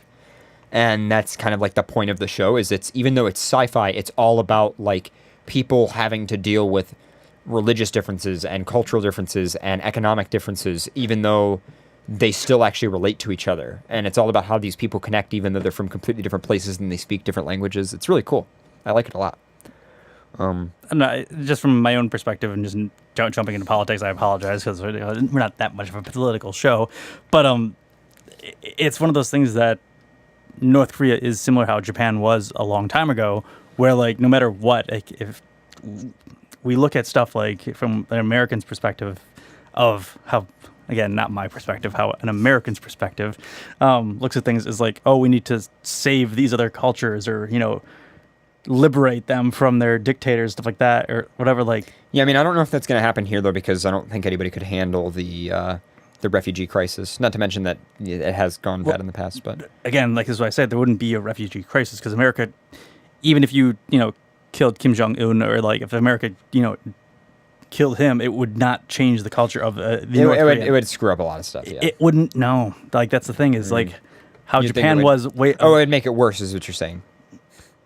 The view of the people would never change of how they view America.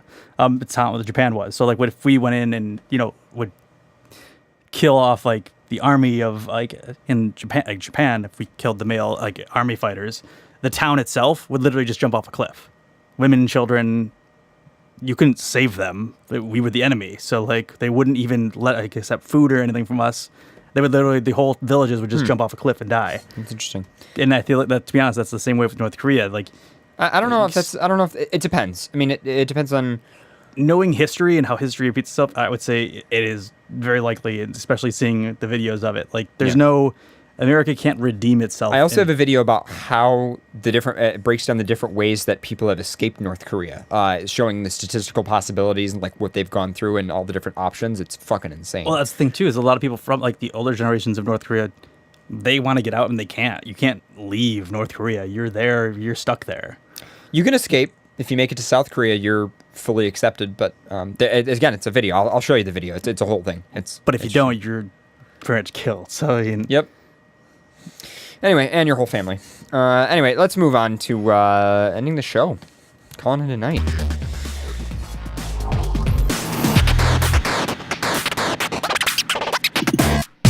Thank you guys for tuning in. Thank you to all of everybody who supports us. Thank you to all of my friends who put up with my bullshit. Thank you to all of our Patreon supporters especially. Thank you to our interviewee, Joe Strike. You can purchase his book at furnation.com.